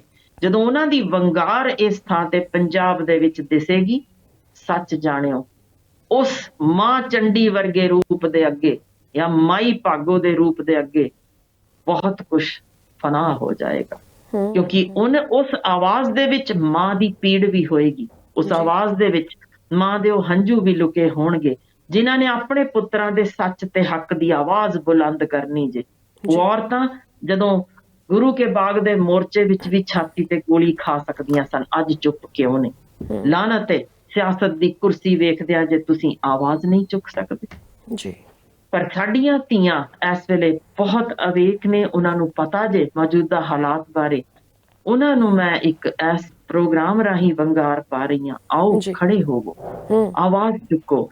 ਇਸ ਮਾਹੌਲ ਦੇ ਵਿੱਚ ਜੇ ਇਹ ਖਲਾ ਜੋ ਔਰਤ ਲੀਡਰਸ਼ਿਪ ਵਿੱਚ ਪੈਦਾ ਹੋ ਰਿਹਾ ਜੇ ਤੁਸੀਂ ਨਾ ਪੂਰਿਆ, ਸੱਚ ਜਾਣਿਓ ਇਸੇ ਤਰ੍ਹਾਂ ਦੱਬੀਆਂ ਜਾਂਦੀਆਂ ਰਹੋਗੀਆਂ, ਕੁਚਲਦੀਆਂ ਰਹੋਗੀਆਂ, ਇਸੇ ਹੀ ਤਰ੍ਹਾਂ ਸਰੀਰਕ ਸ਼ੋਸ਼ਣ ਵੀ ਕਰਵਾਓਗੀਆਂ, ਕੁੱਖਾਂ ਦੇ ਵਿੱਚ ਵੀ ਮਾਰੀਆਂ ਜਾਂਦੀਆਂ ਰਹੋਗੀਆਂ। ਸੋ ਨਿਕਲੋ, ਨਿਤਰੋ ਮੈਦਾਨ ਵਿੱਚ, ਅਸੀਂ ਆਵਾਜ਼ ਚੁੱਕਣੀ ਹੈ, ਅਸੀਂ ਇਸ ਖਲਾ ਨੂੰ ਪੂਰਾ ਕਰਨਾ ਹੈ। ਜੀ ਜੀ ਬਿਲਕੁਲ। ਤਾਂ ਮੈਮ, ਜਿਸ ਤਰੀਕੇ ਦੇ ਨਾਲ ਆਪਾਂ ਲੀਡਰਸ਼ਿਪ ਦੀ ਗੱਲ ਕੀਤੀ ਹੈ ਕਿ ਪਹਿਲਾਂ ਕਿਹਾ ਜਾਂਦਾ ਸੀ ਕਿ ਸਿਆਸਤ ਦੇ ਵਿੱਚ ਔਰਤਾਂ ਬਹੁਤ ਘੱਟ ਨੇ, ਪਰ ਜੇ ਆਮ ਆਦਮੀ ਪਾਰਟੀ ਦੀ ਗੱਲ ਕੀਤੀ ਜਾਵੇ ਤਾਂ ਇਸ ਦੇ ਵਿੱਚ ਤਾਂ ਔਰਤਾਂ ਵੀ ਬੇਸ਼ੁਮਾਰ ਨੇ। ਤਾਂ ਜਦੋਂ ਲੱਗਦਾ ਸੀ ਕਿ ਹਾਂ ਠੀਕ ਹੈ, ਨੌਜਵਾਨ ਔਰਤਾਂ ਨੇ ਜਿਹੜੀਆਂ ਉਹ ਲੀਡਰਸ਼ਿਪ ਦੇ ਵਿੱਚ ਆਈਆਂ ਨੇ, ਤਾਂ ਪੰਜਾਬ ਦੇ ਵਿੱਚ ਕਮ ਸੇ ਕਮ ਔਰਤਾਂ ਦੇ ਲਈ ਤਾਂ ਕੁਝ ਨਾ ਕੁਝ ਵੱਖਰਾ ਵੇਖਣ ਨੂੰ ਮਿਲੇਗਾ। ਪਰ ਸ਼ਾਇਦ ਉਹ ਲੀਡਰਸ ਬਣੀਆਂ ਜਿਹੜੀਆਂ ਔਰਤਾਂ ਨੇ, ਉਹਨਾਂ ਨੇ ਰੁਤਬਾ ਤਾਂ ਹਾਸਿਲ ਕਰ ਲਿਆ, ਪਰ ਉੱਥੋਂ ਤੱਕ ਉਹ ਨਹੀਂ ਪਹੁੰਚ ਸਕਦੀਆਂ ਜਿਸ ਗਰਾਊਂਡ ਲੈਵਲ ਤੋਂ ਉਹ ਉੱਠੀਆਂ ਸਨ। ਉੱਥੋਂ ਦੇ ਧੀਆਂ ਭੈਣਾਂ ਦੀਆਂ ਗੱਲਾਂ ਨਹੀਂ ਸੁਣ ਪਾਈਆਂ, ਉਹਨਾਂ ਦੀਆਂ ਭਾਵਨਾਵਾਂ ਦੇ ਨਾਲ ਨਹੀਂ ਜੁੜ ਸਕੀਆਂ। ਕ੍ਰਾਈਮ ਜਿੰਨਾ ਵੱਧ ਰਿਹਾ, ਜੋ ਕੁਝ ਸਮਾਜ ਦੇ ਵਿੱਚ ਹੋ ਰਿਹਾ, ਤਾਂ ਪੰਜਾਬ ਦੀਆਂ ਲੀਡਰਸ ਹੋਣ ਦੇ ਨਾਤੇ ਉਹਨਾਂ ਦੇ ਲਈ ਆਵਾਜ਼ ਚੁੱਕਣੀ ਬਣਦੀ ਸੀ। ਪਰ ਮੈਨੂੰ ਲੱਗਦਾ ਕਿ ਸ਼ਾਇਦ ਉਹਨਾਂ ਨੂੰ ਵੱਡੇ ਰੁਤਬੇ ਮਿਲ ਗਏ ਨੇ, ਇਸ ਲਈ ਉਹ ਆਮ ਲੋਕ ਨੇ, ਜਿਹੜੇ ਆਮ ਜਿਹੜੀਆਂ ਧੀਆਂ ਭੈਣਾਂ ਨੇ, ਮਾਵਾਂ ਨੇ, ਉਹਨਾਂ ਦਾ ਦੁੱਖ ਦਰਦ ਨੇ ਜਿਹੜਾ ਉਹ ਭੁੱਲ ਗਈਆਂ ਨੇ। ਸੋ ਬਹੁਤ ਕੁਝ ਹੈ ਜਿਸ ਤੇ ਗੱਲਬਾਤ ਕਰਨੀ ਬਣਦੀ ਹੈ ਤੇ ਜਿਸ ਤੇ ਅੱਜ ਗੱਲਬਾਤ ਕਰ ਵੀ ਰਹੇ ਹਾਂ। ਤਾਂ ਮੈਮ, ਮੈਂ ਜਿਵੇਂ ਜ਼ਿਕਰ ਕੀਤਾ ਸੀ ਕਿ ਮਾਵਾਂ ਪੁੱਤ ਧੀ ਜੰਮਦੀਆਂ ਨੇ, ਮਾਵਾਂ ਚਾਹੁੰਦੀਆਂ ਨੇ ਕਿ ਹਾਲਾਤ ਭਾਵੇਂ ਕਿਹੋ ਜਿਹੇ ਵੀ ਹੋਣ, ਆਪਣੇ ਬੱਚਿਆਂ ਨੂੰ ਕਹਿੰਦੀਆਂ ਨੇ ਵੀ ਤੁਸੀਂ ਈਨ ਨਹੀਂ ਮੰਨਣੀ, ਸਕੂਲਾਂ ਦੇ ਵਿੱਚ ਪੜ੍ਹਨ ਵੀ ਜਾਣਾ, ਗਰਾਊਂਡਸ ਦੇ ਵਿੱਚ ਖੇਡਣਾ ਵੀ ਹੈ, ਤੁਸੀਂ ਕੁਝ ਵੱਖਰਾ ਕਰਕੇ ਦਿਖਾਉਣਾ ਹੈ। ਬੱਚਿਆਂ ਦੇ ਵਿੱਚ ਅਸੀਂ ਉਹ ਜਜ਼ਬਾ ਭਰਦੇ ਹਾਂ, ਬੱਚਿਆਂ ਨੂੰ ਅਸੀਂ ਉਤਸ਼ਾਹਿਤ ਕਰਕੇ ਭੇਜਦੇ ਹਾਂ। ਪਰ ਪੰਜਾਬ ਦੇ ਹਾਲਾਤ ਹੋ ਗਏ ਨੇ, ਪੰਜਾਬ ਦੇ ਵਿੱਚ ਪਤਾ ਨਹੀਂ ਉਹ ਕਿਹੜੀਆਂ ਗਤੀਵਿਧੀਆਂ ਚੱਲੀਆਂ ਹੋਈਆਂ ਨੇ ਜੋ ਖਿਡਾਰੀਆਂ ਨੂੰ ਫੋਨ ਕਰਕੇ ਪਰੇਸ਼ਾਨ ਕਰਦੀਆਂ ਨੇ ਕਿ ਜੇਕਰ ਤੁਸੀਂ ਖੇਡ ਦੇ ਮੈਦਾਨ ਦੇ ਵਿੱਚ ਖੇਡੋਗੇ ਤਾਂ ਤੁਹਾਡਾ ਹਸ਼ਰ ਵੀ ਉਹੀ ਕੀਤਾ ਜਾਵੇਗਾ ਜੋ ਪਹਿਲਾਂ ਵਾਲਿਆਂ ਦਾ ਹੋਇਆ, ਤੁਹਾਨੂੰ ਗੋਲੀਆਂ ਦੇ ਨਾਲ ਭੁੰਨ ਦਿੱਤਾ ਜਾਵੇਗਾ। ਅਜਿਹੇ ਲੋਕਾਂ ਦੇ ਲਈ, ਅਜਿਹੇ ਲੋਕਾਂ ਦੀ ਮਾਨਸਿਕਤਾ ਦੇ ਲਈ ਤੁਸੀਂ ਕੀ ਕਹਿਣਾ ਚਾਹੋਗੇ? ਬਿਲਕੁਲ, ਮੈਂ ਅਸਲ 'ਚ ਇੰਨੇ ਮੁੱਦੇ ਨੇ ਜਿਨ੍ਹਾਂ ਤੋਂ ਭਟਕਾਉਣ ਲਈ ਸਾਨੂੰ ਇੱਕੋ ਹੀ ਚੀਜ਼ ਬਥੇਰੀ ਹੁੰਦੀ ਜੇ, ਡਰ ਤੇ ਭੈ। ਜਦੋਂ ਅਸੀਂ ਅਸਲ ਮੁੱਦਿਆਂ ਤੋਂ ਕਿਸੇ ਨੂੰ ਪਰਾਂ ਖਿੱਚਣਾ ਹੋਵੇ ਨਾ, ਕਿ ਇੰਨੇ ਸਾਰੇ ਮੁੱਦੇ ਜਿਵੇਂ ਆਪਾਂ ਗਿਣੇ ਸੀ ਸ਼ੁਰੂ ਵਿੱਚ ਕਿ ਅਜੇ ਤਾਂ ਖੁਦਕੁਸ਼ੀਆਂ ਕਰਦੇ ਕਿਸਾਨ ਨਹੀਂ ਰੋਕ ਸਕੇ, ਅਜੇ ਤਾਂ ਅਸੀਂ ਭੁੱਖੇ ਢਿੱਡ ਉੱਤੇ ਸੌਣ ਨੂੰ ਮਜਬੂਰ ਕੀਤਾ ਪਿਆ ਬਹੁਤ ਸਾਰਿਆਂ ਨੂੰ। ਉਹਨਾਂ ਲਈ ਕਿੱਥੋਂ ਮਹਾਰਾਜਾ ਰਣਜੀਤ ਸਿੰਘ ਲਿਆਈਏ ਕਿ ਆਪਣੇ ਤਵੇ ਰਗੜ ਕੇ ਉਹਨੂੰ ਸੋਨੇ ਵਿੱਚ ਤਬਦੀਲ ਕਰ ਲੈਣ। ਬਿਲਕੁਲ। ਉਸ ਹਾਲ ਦੇ ਵਿੱਚ ਕਿੰਨਾ ਸੌਖਾ ਜੇ ਸਿਰਫ ਇੱਕੋ ਹੀ ਚੀਜ਼ ਨਾਲ ਉਸ ਪਾਸਿਓਂ ਧਿਆਨ ਹਟਾਉਣਾ, ਜਿਹਦੇ ਵਿੱਚ ਬਹੁਤ ਵੱਡੀ ਪੱਧਰ ਤੇ ਇਹ ਸਿਆਸੀ ਰਣਨੀਤੀ ਹੁੰਦੀ ਜੇ, ਜਿਸ ਵਿੱਚ ਲੋਕਾਂ ਨੂੰ ਧਮਕਾਉਣਾ, ਉਹ ਡਰ ਦੀ ਜੋ ਭਾਵਨਾ ਉਜਾਗਰ ਕਰਦੇ ਨਹੀਂ, ਉਹ ਸਾਰੇ ਮੁੱਦੇ ਭੁਲਾ ਕੇ ਕਿ ਸਾਡੀਆਂ ਸੜਕਾਂ ਨਹੀਂ ਨੇ, ਲਾਈਟਾਂ ਨਹੀਂ ਨੇ, ਪਾਣੀ ਦਾ ਜਾਂ ਬਿਜਲੀ ਦਾ ਕਿਸ ਪਾਸੇ ਦਾ ਸਾਡੇ, ਜਾਂ ਪੰਜਾਬ ਉੱਤੇ ਕਰਜ਼ੇ ਦੀ ਗੱਲ, ਇਹ ਸਾਰਾ ਕੁਝ ਭੁਲਾ ਕੇ ਕਿੰਨਾ ਸੌਖਾ ਜੇ। ਤੁਹਾਨੂੰ ਇੱਕ ਧਮਕੀ ਆ ਜਾਣੀ, ਮੈਨੂੰ ਇੱਕ ਧਮਕੀ ਆ ਜਾਣੀ, ਟੱਬਰ ਸਾਂਭ ਲਵੋ ਨਹੀਂ ਤਾਂ ਚੱਲਿਓ। ਤੇ ਤੁਸੀਂ ਸਮਝ ਹੀ ਸਕਦੇ ਹੋ ਕੌਣ ਇਹ ਮੁੱਦੇ ਚੁੱਕੇਗਾ। ਉਹ ਆਪਣੇ ਆਪ ਤੱਕ ਸੀਮਤ ਹੋ ਜਾਣਗੇ। ਸੋ ਇਹੋ ਜੀਆਂ ਜੋ ਧਮਕੀਆਂ ਚੁਫੇਰੇ ਇਸ ਵੇਲੇ ਆਉਣੀਆਂ ਸ਼ੁਰੂ ਹੋਈਆਂ ਨੇ, ਜਿੱਥੇ ਪੰਜਾਬ ਦਾ ਜਦੋਂ ਖੂਬਸੂਰਤ ਫੁੱਲ ਖਿੜਨ ਦੇ ਨੇੜੇ ਹੁੰਦਾ ਜੇ ਤਾਂ ਇਸ ਤਰੀਕੇ ਉਸ ਨੌਜਵਾਨੀ ਨੂੰ ਧਮਕਾ ਕੇ, ਡਰਾ ਕੇ ਪਿਛਾਂਹ ਖਿੱਚਣ ਦੀ ਗੱਲ ਕੀਤੀ ਜਾਂਦੀ ਜੇ। ਜੀ ਇਹਨਾਂ ਨੂੰ ਸ਼ਾਇਦ ਇੱਕ ਸੁਨੇਹਾ ਜ਼ਰੂਰ ਚਲਾ ਜਾਵੇ ਜੋ ਇਸ ਚੀਜ਼ ਨੂੰ ਯਾਨੀ ਸਾਡਾ ਧਿਆਨ ਭਟਕਾਉਣ ਲਈ ਜੋ ਇਸ ਪਾਸੇ ਵੱਲ ਨੂੰ ਇਹ ਤੋਰਦੇ ਪਏ ਨੇ ਜੀ ਕਿ ਭਈ ਤੁਹਾਡੀਆਂ ਪੁਸ਼ਤਾਂ ਵੀ ਇੱਥੇ ਰਾਜ ਤਾਂ ਕਰ ਨਹੀਂ ਸਕਦੀਆਂ। ਇਹ ਲਿਖ ਕੇ ਲੈਣ ਨੂੰ ਤਿਆਰ ਨੇ, ਮੈਂ ਤਾਂ ਦੇਣ ਨੂੰ ਤਿਆਰ ਹਾਂ ਜੇ ਸਮਝ ਜਾਣ ਕਿ ਜੇ ਤੁਸੀਂ ਇੱਥੋਂ ਪੰਜਾਬ ਪੂਰੇ ਦਾ ਪ੍ਰਵਾਸ ਕਰ ਦਿਓਗੇ ਜੀ ਤਾਂ ਪੂਰਾ ਪੰਜਾਬ ਇੱਥੋਂ ਜੇ ਵਿੱਚ ਪੰਜਾਬੀ ਨਿਕਲ ਜਾਣਗੇ। ਜੇ ਸਾਡੇ ਬਿਹਾਰ ਤੋਂ ਵੀਰ ਜਾਂ ਸਾਡੇ ਰਾਜਸਥਾਨ ਤੋਂ ਆ ਕੇ ਵੀਰ ਬੈਠਣਗੇ ਜਾਂ ਯੂਪੀ ਤੋਂ ਆ ਕੇ ਵੀਰ ਬੈਠਣਗੇ ਤਾਂ ਫਿਰ ਨਵਦੀਪ ਜੀ ਉਹ ਕਿਉਂ ਨਾ ਆਪਣੇ ਬੰਦਿਆਂ ਨੂੰ ਉੱਥੇ ਰਾਜ ਕਰਨ ਲਈ ਤਿਆਰ ਕਰਨਗੇ। ਕਰਨਾ ਚਾਹੀਦਾ ਹੈ। ਜੇ ਮੈਂ ਉੱਥੇ ਜਾਵਾਂ ਮੈਂ ਵੀ ਪੂਰੀ ਕੋਸ਼ਿਸ਼ ਵਿੱਚ ਜੁਟਾਂਗੀ ਕਿ ਮੈਂ ਬਾਹਰ ਆਈ ਹਾਂ, ਮੈਂ ਆਪਣਾ ਰਾਜ ਕਰਾਂ। ਸਾਡੇ ਵੀ ਪੰਜਾਬੀ ਜੇ ਬਾਹਰ ਮੁਲਕਾਂ ਵਿੱਚ ਜਾ ਕੇ ਉੱਚੀਆਂ ਪਦਵੀਆਂ ਹਾਸਲ ਕਰਦੇ ਨੇ, ਬਹੁਤ ਖੁਸ਼ੀ ਹੁੰਦੀ ਜੇ, ਬਹੁਤ ਚੰਗਾ ਲੱਗਦਾ। ਤਾਂ ਕਿਉਂ ਨਾ ਇੱਕ ਬਿਹਾਰ ਦਾ ਵੀਰ ਜੇ ਆਏਗਾ ਤੇ ਕਹੇਗਾ ਮੇਰੀ ਇੱਥੇ ਗਿਣਤੀ ਵੱਧ ਹੈ, ਮੈਂ ਰਾਜ ਕਰਨਾ। ਤਾਂ ਫਿਰ ਇਹ ਸਿਆਸਤਦਾਨ ਜੋ ਅੱਜ ਦੀ ਸੌੜੀ ਸਿਆਸਤ ਦੇ ਵਿੱਚ ਪੰਜਾਬੀਆਂ ਦਾ ਭਵਿੱਖ ਨਪੀੜਨ ਵੱਲ ਨੂੰ ਤੁਰੇ ਨੇ, ਇਹ ਆਪਣੀਆਂ ਜੜ੍ਹਾਂ ਵੱਢ ਰਹੇ ਨੇ। ਇਹ ਆਪ ਵੀ ਇੱਥੇ ਨਹੀਂ ਟਿਕ ਸਕਣ ਲੱਗੇ। ਸੋ ਖਿਆਲ ਕਰਨ ਕਿ ਜਦੋਂ ਖੁੱਲੇ ਇਸ ਤਰੀਕੇ ਦੇ ਧਮਕੀਆਂ ਦੇ ਆਸਾਰ ਸ਼ੁਰੂ ਹੋ ਜਾਣਗੇ ਤਾਂ ਪੰਜਾਬ ਉਹਨਾਂ ਲਈ ਵੀ ਸੁਖਾਵਾਂ ਨਹੀਂ ਰਹੇਗਾ। ਜੀ ਬਿਲਕੁਲ। ਤੇ ਮੈਮ ਸਮਾਂ ਸਾਡੇ ਕੋਲ 4 ਮਿੰਟ ਦਾ ਬਾਕੀ ਬਚਿਆ ਹੈ। ਜਾਂਦੇ ਜਾਂਦੇ ਤੁਸੀਂ ਸਾਡੇ ਲੀਡਰਾਂ ਦੇ ਲਈ ਤੇ ਸਾਡੇ ਨੌਜਵਾਨਾਂ ਦੇ ਲਈ ਕੀ ਸੁਨੇਹਾ ਦੇਣਾ ਚਾਹੋਗੇ? ਮੈਂ ਇੱਕ ਜੇ ਇਜਾਜ਼ਤ ਦੇ ਦਿਓ ਤਾਂ ਇੱਕ ਨੁਕਤਾ ਅਸੀਂ ਜਾਂਦੇ ਹੋਏ ਦੱਸਦੇ ਹਾਂ। ਜੇ ਮੈਂ ਉਹ ਦੱਸ ਜਾਵਾਂ ਆਪਣੀਆਂ ਭੈਣਾਂ ਲਈ ਤੇ ਆਪਣੇ ਉਹਨਾਂ ਬੱਚਿਆਂ ਲਈ ਜੋ ਇਸ ਵੇਲੇ ਨੌਜਵਾਨ ਬੱਚੇ ਐਂਟੀ ਸੈਲੂਲਾਈਟ ਲੋਸ਼ਨ ਬਹੁਤ ਮਹਿੰਗੇ ਮਹਿੰਗੇ ਖਰੀਦ ਰਹੇ ਨੇ। ਮੈਂ ਕੀਮਤ ਵੀ ਨਹੀਂ ਦੱਸਦੀ, 800-900 ਦੀ ਨਿੱਕੀ ਨਿੱਕੀ ਕਰੀਮ ਲੈਂਦੇ ਨੇ ਤੇ ਉਹ ਥੋੜਾ ਜਿਹਾ ਦੱਸ ਦਈਏ ਕਿ ਕਿਉਂ ਲੁੱਟੇ ਜਾ ਰਹੇ ਹੋ। ਅਸਲ 'ਚ ਪਤਾ ਨਹੀਂ ਹੁੰਦਾ ਉਹਨਾਂ ਨੂੰ ਹੈ ਕੀ ਚੀਜ਼। ਬਸ ਐਂਟੀ ਸੈਲੂਲਾਈਟ ਲੋਸ਼ਨ ਚੁੱਕਿਆ ਤੇ ਉਹ ਜੀ ਸਾਡੇ ਚਮੜੀ ਦੇ ਹੇਠਲਾ ਥਿੰਦਾ ਉਹਦੇ 'ਚ ਖਿੱਚ ਪਾ ਕੇ ਤੇ ਅਸੀਂ ਉੱਥੋਂ ਬਹੁਤ ਖੂਬਸੂਰਤ ਦਿਸਾਂਗੇ, ਇਹਨੂੰ ਲਾ ਦਿੰਦੇ ਹਾਂ। ਲੋਸ਼ਨ ਦਾ ਕੰਮ ਹੁੰਦਾ ਜੇ ਖੁਰਦਰਾਪਨ ਹਟਾਉਣਾ ਚਮੜੀ ਦਾ। ਜੀ ਹੁਣ ਇਹਦੇ ਵਿੱਚ ਖਾਸ ਤੌਰ ਤੇ ਢਿੱਡ ਤੇ ਪੱਟਾਂ ਦੇ ਉੱਪਰਲੀ ਚਮੜੀ ਦੇ ਲਈ ਇਹ ਜੋ ਬਣ ਗਿਆ ਐਂਟੀ ਸੈਲੂਲਾਈਟ ਲੋਸ਼ਨ ਕਿ ਇਹਦੇ ਵਿੱਚ ਕੈਫੀਨ ਭਰਪੂਰ ਐਂਟੀ ਸੈਲੂਲਾਈਟ ਅੰਸ਼ ਪਾ ਦਿੱਤਾ ਜਾਂਦਾ ਜੇ। ਜੋ ਜਵਾਨ ਬਣਾਉਣ ਵਾਲਾ ਉਤਪਾਦ ਵੀ ਆ, ਜਿਵੇਂ ਮਾਸ ਦਾ ਤੁਹਾਡਾ ਲਟਕਦਾ ਜੇ, ਇਹਦੇ ਉੱਪਰ ਇਹਨੂੰ ਰੈਗੂਲਰ ਲਾਣਾ ਸ਼ੁਰੂ ਕਰੋ, ਵਕਤੀ ਤੌਰ ਤੇ ਚਮੜੀ ਖਿੱਚੀ ਜਾਏਗੀ ਤੇ ਫਿਰ ਤੁਹਾਨੂੰ ਕਮਾਲ ਦੇ ਤੁਸੀਂ ਠੀਕ ਹੋ ਜਾਓਗੇ। ਉਹ ਇਸ ਗਲਤੀ, ਇਸ ਭੁਲੇਖੇ ਨਾਲ ਕਿ ਹੇਠਲਾ ਥਿੰਦਾ ਸਾਡਾ ਇਹ ਖੁਰ ਜਾਏਗਾ, ਇਹ ਚਮੜੀ ਦੇ ਹੇਠਾਂ ਨਹੀਂ ਜੇ ਲੰਘਦਾ। ਤੇ ਦੂਸਰੀ, ਲਗਭਗ 80 ਤੋਂ 90% ਔਰਤਾਂ ਵਿੱਚ ਜਵਾਨੀ, ਖਾਸ ਤੌਰ ਤੇ ਮੈਂ 20 ਸਾਲ ਦੀ ਉਮਰ ਕਹਿ ਰਹੀ ਹਾਂ, ਦੀ ਉਮਰ ਤੋਂ ਬਾਅਦ ਹੀ ਸੈਲੂਲਾਈਟ ਸਾਡੇ ਸਰੀਰ ਅੰਦਰ ਬਣਨਾ ਸ਼ੁਰੂ ਹੋ ਜਾਂਦਾ ਜੇ, ਜੋ ਨਾਰਮਲ ਜੇ ਤੇ ਖਤਰਨਾਕ ਨਹੀਂ ਹੁੰਦਾ। ਪਰ ਇਸ ਨੂੰ ਐਂਟੀ ਸੈਲੂਲਾਈਟ ਕਰੀਮ ਕਿਸੇ ਵੀ ਤਰ੍ਹਾਂ ਖੋਰ ਨਹੀਂ ਸਕਦੀ ਜੀ ਨਾ। ਇਸਦਾ ਇੰਨੇ ਮਹਿੰਗੇ ਜੋ ਲੋਸ਼ਨ ਖਰੀਦ ਕੇ ਅਸੀਂ ਵਰਤ ਰਹੇ ਹਾਂ, ਉਹਦੀ ਥਾਂ ਤੇ ਰੱਬ ਦਾ ਵਾਸਤਾ ਜੇ ਤੁਸੀਂ ਸੰਤੁਲਿਤ ਖੁਰਾਕ ਲੈ ਲਓ, ਕਸਰਤ ਕਰੋ ਤੇ ਫਿਰ ਜਿਹੜੀ ਤੁਸੀਂ ਹਾਰਮੋਨਲ ਚੇਂਜਸ ਜੋ ਜਿਸ ਤਰੀਕੇ ਆਪਾਂ ਅਗਲੇ ਪ੍ਰੋਗਰਾਮ 'ਚ ਕਰਾਂਗੇ ਵੀ ਨੌਜਵਾਨ ਮੌਤਾਂ ਕਿਉਂ ਹੋ ਰਹੀਆਂ ਨੇ, ਜਿਹੜੇ ਜਿਮ ਵੱਲ ਜਾ ਵੀ ਰਹੇ ਨੇ ਬੱਚੇ, ਕਿਉਂ ਉਹ ਭਰ ਜਵਾਨੀ ਵਿੱਚ ਇੰਨੇ ਸੋਹਣੇ ਤਗੜੇ ਸਰੀਰ ਦੇ ਹੁੰਦਿਆਂ ਤੁਰ ਜਾਂਦੇ ਨੇ। ਉਸ ਦੇ ਲਈ ਰੱਬ ਦਾ ਵਾਸਤਾ ਜੇ ਉਹ ਤੁਸੀਂ ਜੋ ਵੀ ਜਿਮ ਦੇ ਅੰਦਰਲੀਆਂ ਖੁਰਾਕਾਂ ਲੈਂਦੇ ਹੋ ਨਾ ਲਓ। ਕਦੇ ਸੁਣਿਆ ਸੀ ਸਾਡੇ ਵੱਡੇ ਵਡੇਰੇ ਜਿੰਮਾਂ ਵਿੱਚ ਜਾਂਦੇ ਸੀ, ਬੋਰੀਆਂ ਚੁੱਕ ਕੇ ਤੁਰ ਪੈਂਦੇ ਸਨ। ਸੋ ਕੋਸ਼ਿਸ਼ ਕਰੋ ਦੋਸਤਾਂ ਦੇ ਨਾਲ ਉਹ ਨਿੱਘ ਹੱਸੋ ਖੇਡੋ, ਸ਼ਾਮ ਨੂੰ ਥੋੜੀ ਦੇਰ ਮੋਬਾਈਲ ਜੇਬ ਚੋਂ ਵਿੱਚ ਹੀ ਕੈਦ ਕਰ ਲਵੋ, ਬਾਹਰ ਨਾ ਨਿਕਲੇ। ਉਹ ਕਿਸ ਤਰੀਕੇ ਸਾਨੂੰ ਮਾਨਸਿਕ ਸਿਹਤ ਪ੍ਰਦਾਨ ਕਰਨਗੇ। ਤੇ ਰੋਜ਼ਾਨਾ ਦੀ ਸਵੇਰ ਦੀ ਕਸਰਤ ਤੇ ਸੰਤੁਲਿਤ ਖੁਰਾਕ ਜੇ ਇਸ ਪਾਸੇ ਵੱਲ ਪੰਜਾਬੀ ਤੁਰ ਪੈਣ ਤਾਂ ਉਹ ਸਾਡੇ ਦਿਮਾਗ ਦਾ ਉਹ ਅੰਸ਼ ਜਿਹੜਾ ਸਾਨੂੰ ਤੋਰਦਾ ਜੇ ਕਿ ਅਸੀਂ ਨਸ਼ਾ ਕਰਨਾ ਜੇ ਜਾਂ ਸਾਨੂੰ ਉਸ ਪਾਸਿਓਂ ਹੀ ਹਾਈ ਮਹਿਸੂਸ ਹੋਏਗਾ, ਵੇਖਿਓ ਰੈਗੂਲਰ ਕਸਰਤ ਤੋਂ ਬਾਅਦ ਉਸੇ ਹੀ ਤਰੀਕੇ ਦੀ ਤੁਹਾਨੂੰ ਨਸ਼ਾ ਜਿਸ ਤਰੀਕੇ ਦਾ ਨਾ ਉਧਰੋਂ ਤੁਸੀਂ ਲੈਣਾ ਜੇ ਉਹ ਇਧਰੋਂ ਮਿਲਣ ਲੱਗ ਜਾਂਦਾ ਜੇ ਕਸਰਤ ਰਾਹੀਂ। ਸੋ ਕੋਸ਼ਿਸ਼ ਕਰੀਏ ਆਪਣੇ ਅਸੀਂ ਇਹ ਫਜ਼ੂਲ ਦੀਆਂ ਕਰੀਮਾਂ ਜਿਨ੍ਹਾਂ ਵਿੱਚ ਬਹੁਤ ਕੁਝ ਦਿਖਾ ਕੇ ਮਿਥਾਈਲ ਜ਼ੈਂਥੀਨ ਹੈ, ਵਿਟਾਮਿਨ ਏ ਜੇ, ਵਿਟਾਮਿਨ ਈ ਜੇ, ਵਿਟਾਮਿਨ ਸੀ ਜੇ, ਢੇਰ ਲੱਗਿਆ ਪਿਆ, ਕੋਈ ਫਾਇਦਾ ਨਹੀਂ ਜੇ, ਚਮੜੀ ਅੰਦਰ ਨਹੀਂ ਲੰਘਣੇ ਜੇ, ਲੰਘਣੇ ਜੇ ਮੂੰਹ ਰਾਹੀਂ ਲੰਘਣੇ ਜੇ। ਖਾਓ ਫਲ, ਖਾਓ ਸਬਜ਼ੀਆਂ, ਉਹ ਵੀ ਜਿਨ੍ਹਾਂ ਤੇ ਅਸੀਂ ਵਾਧੂ ਛਿੜਕਾ ਗੰਦ ਦਾ ਨਾ ਕੀਤਾ ਹੋਵੇ, ਤਾਂ ਫਿਰ ਵੇਖੋ ਕਿਵੇਂ ਸਾਡੇ ਗੱਭਰੂ ਵਾਪਸ ਉਸੇ ਤਰ੍ਹਾਂ ਬੋਚਵੀਆਂ ਪੱਗਾਂ ਵਾਲੇ ਦਿਸਣਗੇ। ਤੇ ਮੈਮ ਇੱਕ ਉਹਨਾਂ ਲੋਕਾਂ ਦੇ ਲਈ ਸੁਨੇਹਾ ਕਿ ਜਦੋਂ ਆਪਾਂ ਕਹਿੰਦੇ ਆ ਕਿ ਜਿਹੜਾ ਖਾਣਾ ਹੈ ਉਸ ਹਿਸਾਬ ਦੇ ਨਾਲ ਖਾਓ ਕਿ ਜਿੰਨੀ ਤੁਹਾਨੂੰ ਭੁੱਖ ਹੈ ਥੋੜਾ ਜਿਹਾ ਉਹਦੇ ਨਾਲੋਂ ਕੰਟਰੋਲ ਦੇ ਵਿੱਚ ਰੱਖੋ ਤਾਂ ਕਿ ਆਪਾਂ ਆਪਣਾ ਸਰੀਰ ਕੰਟਰੋਲ ਦੇ ਵਿੱਚ ਰੱਖ ਲਈਏ। ਤਾਂ ਸਾਡੇ ਕਈ ਦਰਸ਼ਕ ਨੇ ਜਿਹੜੇ ਸਵੇਰੇ ਉੱਠਣ ਸਾਰ ਕਹਿ ਦਿੰਦੇ ਨੇ ਵੀ ਆਪਾਂ 12-1 ਵਜੇ ਤੱਕ ਕੁਝ ਨਹੀਂ ਖਾਣਾ, 12-1-2 ਵਜੇ ਤੱਕ ਰੋਟੀ ਖਾਵਾਂਗੇ ਤੇ ਉਸ ਤੋਂ ਬਾਅਦ ਬਸ ਸੌਣ ਲੱਗੇ ਹੀ ਦੁਬਾਰਾ ਰੋਟੀ ਖਾਵਾਂਗੇ ਤੇ ਰੋਟੀ ਖਾ ਕੇ ਸੌ ਜਾਂਦੇ ਨੇ।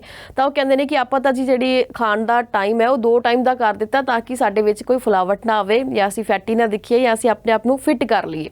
ਬਟ ਉਸ ਤੋਂ ਬਾਅਦ ਉਹ ਕਹਿੰਦੇ ਨੇ ਕਿ 3-4 ਮਹੀਨੇ ਹੋ ਗਏ, ਇੱਕ ਡੰਗ ਦੀ ਰੋਟੀ ਵੀ ਸਵੇਰ ਦੀ ਆਪਾਂ ਤਾਂ ਛੱਡ ਦਿੱਤੀ ਹੈ ਪਰ ਫਰਕ ਕੁਝ ਫੇਰ ਵੀ ਨਹੀਂ ਪੈ ਰਿਹਾ। ਉਹਨਾਂ ਲਈ ਤੁਸੀਂ ਕੀ ਸੁਨੇਹਾ ਦੇਣਾ ਚਾਹੋਗੇ? ਦੇਖੋ ਆਪਾਂ ਸਾਹ ਰੋਕ ਸਕਦੇ ਹਾਂ ਕਿ ਸਾਡੇ ਹਿਸਾਬ ਨਾਲ ਅਸੀਂ ਇੰਨੇ ਸਾਹ ਲੈਣੇ ਨੇ, ਅਸੀਂ ਹੁਣ ਬਾਕੀ ਨੱਕ ਬੰਦ ਕਰ ਲਿਆ, ਮੂੰਹ ਬੰਦ ਕਰ ਲਿਆ, ਸੀਲ ਕਰ ਲਿਆ, ਹੁਣ ਸਾਹ ਲੈਣਾ ਹੀ ਨਹੀਂ। ਤੇ ਜੇ ਅਸੀਂ ਸਾਹ ਨਹੀਂ ਰੋਕ ਸਕਦੇ, ਦਿਲ ਦੀ ਧੜਕਣ ਰੋਕ ਸਕਦੇ ਹਾਂ, ਅਸੀਂ ਉਹ ਵੀ ਨਹੀਂ ਰੋਕ ਸਕਦੇ। ਸੋ ਨਾ ਫੇਫੜਿਆਂ ਦਾ ਕੰਮਕਾਰ ਰੋਕ ਸਕੀਏ, ਨਾ ਦਿਲ ਦਾ ਕੰਮਕਾਰ ਰੋਕ ਸਕੀਏ, ਨਾ ਜਿਗਰ ਨੂੰ ਨਿਚੋੜ ਕੇ ਫੜ ਸਕਦੇ ਹਾਂ, ਨਾ ਗੁਰਦੇ ਨੂੰ ਫੜ ਸਕਦੇ ਹਾਂ। ਭਾਈ ਜੇ ਉਹ ਲਗਾਤਾਰ ਕੰਮ ਕਰ ਰਹੇ ਨੇ, ਸਾਡਾ ਦਿਮਾਗ ਵੀ ਲਗਾਤਾਰ ਕੰਮ ਵਿੱਚ ਜੁਟਿਆ ਤੇ ਸਾਡੇ ਸਰੀਰ ਦਾ ਬਹੁਤ ਸਾਰਾ ਅੰਸ਼ ਜਿਹਨੇ ਅੰਦਰਲੀ ਗੰਦਗੀ ਧੋਣੀ ਹੈ, ਸਾਫ਼ ਕਰਨੀ ਹੈ, ਟੁੱਟ ਫੁੱਟ ਨੂੰ ਵੀ ਖਤਮ ਕਰਨਾ, ਉਹਨੂੰ ਲੋੜੀਂਦੇ ਤੱਤ ਚਾਹੀਦੇ ਨੇ। ਰਾਤ ਤੇ ਤੁਸੀਂ ਜਦੋਂ ਪਏ ਹੋ, ਸਵੇਰੇ ਉੱਠ ਕੇ ਜਦੋਂ ਤੁਸੀਂ ਕਸਰਤ ਕਰੋਗੇ, ਤੁਹਾਡੇ ਦਿਮਾਗ ਨੂੰ, ਤੁਹਾਡੇ ਸਰੀਰ ਨੂੰ ਅੰਦਰਲੇ ਲਹੂ ਦਾ ਜੋ ਵਹਾਓ ਤੁਰਦਾ ਜੇ, ਉਹਨੂੰ ਆਪਣੀ ਲੋੜੀਂਦੀ ਉਸ ਸਮੇਂ ਦੇ ਵਿਟਾਮਿਨ ਵੀ ਚਾਹੀਦੇ ਨੇ, ਮਿਨਰਲ ਵੀ ਚਾਹੀਦੇ ਨੇ, ਖੁਰਾਕ ਚਾਹੀਦੀ ਜੇ ਮਿੱਠੇ ਤੋਂ ਬਗੈਰ। ਸੋ ਉਹ ਤੁਸੀਂ ਜੇ ਮਿੱਠਾ ਫਲਾਂ ਵਿੱਚੋਂ ਖਜੂਰ ਲੈ ਲਵੋ, ਤੁਸੀਂ ਸੇਬ ਲੈ ਲਵੋ, ਸੰਤਰਾ ਲੈ ਲਵੋ, ਅਨਾਨਾਸ ਲੈ ਲਵੋ, ਇਹ ਚੀਜ਼ਾਂ ਜੇ ਖਾਓਗੇ ਤਾਂ ਤੁਹਾਨੂੰ ਸਗੋਂ ਤੁਹਾਡੀਆਂ ਅੰਤੜੀਆਂ ਤੰਦਰੁਸਤ ਰਹਿਣਗੀਆਂ। ਨਹੀਂ ਤਾਂ ਲੰਬੇ ਸਮੇਂ ਦਾ ਜੋ ਭੁੱਖ ਅਸੀਂ ਕਰਦੇ ਆ ਨਾ, ਸਾਡੇ ਗੋਲ ਬਲੈਡਰ ਸਟੋਨਸ ਬਣਨ ਦਾ ਖਤਰਾ ਵੱਧ ਜਾਂਦਾ। ਤੇ ਖਾਸ ਤੌਰ ਤੇ ਰਾਤ ਦਾ ਹੈਵੀ ਮੀਲ, ਉਹਨੂੰ ਤਾਂ ਮੱਥਾ ਟੇਕ ਕੇ ਪਰੇ ਹੀ ਕਰ ਦਿਓ ਕਿਉਂਕਿ ਸਾਨੂੰ ਪੰਜਾਬੀਆਂ ਨੂੰ ਰਾਤ ਦੀ ਪਾਰਟੀ ਬਹੁਤ ਛੇਤੀ ਯਾਦ ਆਉਂਦੀ ਜੇ। ਸੋ ਜੇ ਅਸੀਂ ਉਹ ਚੀਜ਼ ਕਿਤੇ ਮੰਨਫੀ ਕਰ ਸਕੀਏ ਕਿ ਰਾਤ ਦਾ ਹੈਵੀ ਮੀਲ ਨਾ ਲਿਆ ਜਾਵੇ, ਸਗੋਂ ਵੰਡ ਕੇ ਖਾਇਆ ਜਾਵੇ, ਤਿੰਨੋਂ ਸਮੇਂ ਦੇ ਵਿੱਚ 2 ਛੋਟੇ ਮੀਲਸ ਹੋਰ ਵੀ ਹੋ ਜਾਣ, ਉਹ ਜ਼ਿਆਦਾ ਬਿਹਤਰ ਹੁੰਦਾ ਜੇ। ਤੇ ਰਾਤ ਦੇ ਖਾਣੇ ਤੋਂ ਬਾਅਦ ਲਾਜ਼ਮੀ ਹੈ ਕਿ ਸਾਨੂੰ ਜ਼ਰੂਰ ਵਾਕ ਕਰਨੀ ਚਾਹੀਦੀ ਹੈ, ਤੁਰ ਫਿਰ ਕੇ, ਤਾਂ ਕਿ ਉਹ ਸਾਡਾ ਹਜ਼ਮ ਹੋ ਸਕੇ, ਫਿਰ ਹੀ ਸੌਣਾ ਚਾਹੀਦਾ। ਤੇ ਸੌਣ ਸਮੇਂ ਦਾ ਸਮਾਂ ਬਹੁਤ ਪਿਆਰਾ ਹੋਣਾ ਚਾਹੀਦਾ। ਨਵਦੀਪ ਜੀ, ਜਾਂ ਤਾਂ ਸਾਡਾ ਪ੍ਰੋਗਰਾਮ ਸੁਣ ਲਿਆ ਕਰੋ ਤੇ ਜਾਂ ਫਿਰ ਖੂਬਸੂਰਤ ਕਹਾਣੀਆਂ ਸੁਣੋ ਆਪਣੀ ਮਾਂ ਤੋਂ, ਨਾਨੀ ਤੋਂ, ਦਾਦੀ ਤੋਂ ਜਾਂ ਆਪਣੀ ਨਾਨੇ ਦਾਦੇ ਤੋਂ। ਉਹ ਕਹਾਣੀਆਂ ਜੋ ਤੁਹਾਨੂੰ ਬਹੁਤ ਸਹਿਜ ਕਰਦੀਆਂ ਨੇ, ਤੁਹਾਨੂੰ ਬਹੁਤ ਸਾਰੀਆਂ ਚੀਜ਼ਾਂ ਤੋਂ ਆਪਣੇ, ਭਾਵੇਂ ਇਤਿਹਾਸਕ ਕਹਾਣੀਆਂ ਸੁਣ ਲਵੋ ਜਾਂ ਤੁਸੀਂ ਜਿਹੜੀਆਂ ਵੀ ਕੋਈ ਸਿੱਖਿਆਦਾਇਕ ਕਹਾਣੀਆਂ, ਉਹ ਬਹੁਤ ਅਹਿਮ ਨੇ। ਜੀ ਬਿਲਕੁਲ ਮੈਮ ਤੁਹਾਡਾ ਬਹੁਤ ਬਹੁਤ ਧੰਨਵਾਦ। ਬਹੁਤ ਵਧੀਆ ਸਲੀਕੇ ਦੇ ਨਾਲ ਤੁਸੀਂ ਸਾਰੇ ਹੀ ਸਵਾਲਾਂ ਦੇ ਜਵਾਬ ਦਿੱਤੇ। ਅੱਜ ਦੀ ਕਹਾਣੀ ਬੇਹੱਦ ਜਾਣਕਾਰੀ ਭਰਪੂਰ ਸੀ। ਮਹਾਰਾਜਾ ਰਣਜੀਤ ਸਿੰਘ ਜਿਨ੍ਹਾਂ ਨੇ ਆਪਣੇ ਸ਼ਾਸਨ ਕਾਲ ਦੇ ਦੌਰਾਨ ਜਿੱਥੇ ਰਾਜ ਨੂੰ ਤਾਂ ਸਿਖਰਾਂ ਤੇ ਪਹੁੰਚਾਇਆ ਹੀ ਪਹੁੰਚਾਇਆ, ਰਹਿੰਦੀ ਦੁਨੀਆ ਤੱਕ ਉਹਨਾਂ ਦਾ ਨਾਮ ਲੋਕ ਯਾਦ ਰੱਖਣਗੇ ਕਿਸ ਤਰੀਕੇ ਦੇ ਨਾਲ ਉਹਨਾਂ ਨੇ ਦੁਨੀਆ ਤੇ ਰਾਜ ਕੀਤਾ। ਪੰਜਾਬ ਸਾਡਾ ਕਿੱਥੇ ਸੀਗਾ, ਸੂਬੇ ਤੋਂ ਇਹਨਾਂ ਸਿਆਸਤਦਾਨਾਂ ਨੇ ਸੂਬੀ ਬਣਾ ਦਿੱਤਾ। ਪਰ ਉੱਥੇ ਹੀ ਜੇ ਗੱਲ ਕੀਤੀ ਜਾਵੇ ਲੀਡਰਸ਼ਿਪ ਦੀ, ਗੱਲ ਕੀਤੀ ਜਾਵੇ ਨੌਜਵਾਨਾਂ ਦੀ, ਨੌਜਵਾਨਾਂ ਦੇ ਵਿੱਚ ਭੜਕਾਹਟ ਕਿਉਂ ਨੇ, ਕਿਉਂ ਇਹਨਾਂ ਨੂੰ ਲੱਗਦਾ ਕਿ ਇੱਕ ਵੱਖਰਾ ਲੀਡਰ ਹੋਣਾ ਚਾਹੀਦਾ ਜੋ ਸਾਡੀ ਆਵਾਜ਼ ਸਰਕਾਰਾਂ ਤੱਕ ਪਹੁੰਚਾਏਗਾ, ਜੋ ਸਾਡੀ ਲਲਕਾਰ ਬਣੇਗਾ। ਸੋ ਅਜਿਹੀਆਂ ਬਹੁਤ ਸਾਰੀਆਂ ਗੱਲਾਂ ਨੇ ਜੋ ਇਸ ਪ੍ਰੋਗਰਾਮ ਦੇ ਵਿੱਚ ਹੋਈਆਂ ਤੇ ਨਾਲ ਨਾਲ ਆਪਾਂ ਤੁਹਾਨੂੰ ਇਹ ਵੀ ਦੱਸਿਆ ਕਿ ਤੁਸੀਂ ਆਪਣੀ ਸਿਹਤ ਦੇ ਲਈ ਕੀ ਕੁਝ ਰੱਖਣਾ ਹੈ। ਰੋਟੀ ਪਾਣੀ ਬਿਲਕੁਲ ਨਹੀਂ ਛੱਡਣਾ, ਪਰ ਖੁਰਾਕ ਦੇ ਵਿੱਚ ਅਜਿਹਾ ਸੰਤੁਲਿਤ ਭੋਜਨ ਜ਼ਰੂਰ ਲਓ ਜੋ ਤੁਹਾਡੇ ਸਰੀਰ ਨੂੰ ਫਿੱਟ ਰੱਖੇ। ਜਿਸ ਤਰੀਕੇ ਦੇ ਨਾਲ ਮੈਮ ਨੇ ਕਿਹਾ ਕਿ ਸਾਡੇ ਅੰਦਰੂਨੀ ਅੰਗ ਸਾਰੇ ਕੰਮਕਾਜ ਕਰਦੇ ਨੇ ਤੇ ਉਹਨਾਂ ਨੂੰ ਸਮੇਂ-ਸਮੇਂ ਤੇ ਹਰ ਇੱਕ ਚੀਜ਼ ਦੀ ਜ਼ਰੂਰਤ ਰਹਿੰਦੀ ਹੈ ਇਸ ਲਈ ਖਾਣਾ ਪ੍ਰੋਪਰ ਖਾਣਾ ਹੈ, ਪਰ ਉਸ ਦੇ ਵਿੱਚ ਖਾਣਾ ਕੀ ਹੈ ਇਸ ਚੀਜ਼ ਦਾ ਤੁਸੀਂ ਬੇਹੱਦ ਧਿਆਨ ਰੱਖਣਾ ਹੈ। ਸੋ ਅੱਜ ਦਾ ਇਸ ਪ੍ਰੋਗਰਾਮ ਕਿਹੋ ਜਿਹਾ ਲੱਗਿਆ ਇਹ ਤੁਸੀਂ ਸਾਨੂੰ ਜ਼ਰੂਰ ਦੱਸਣਾ ਜੀ।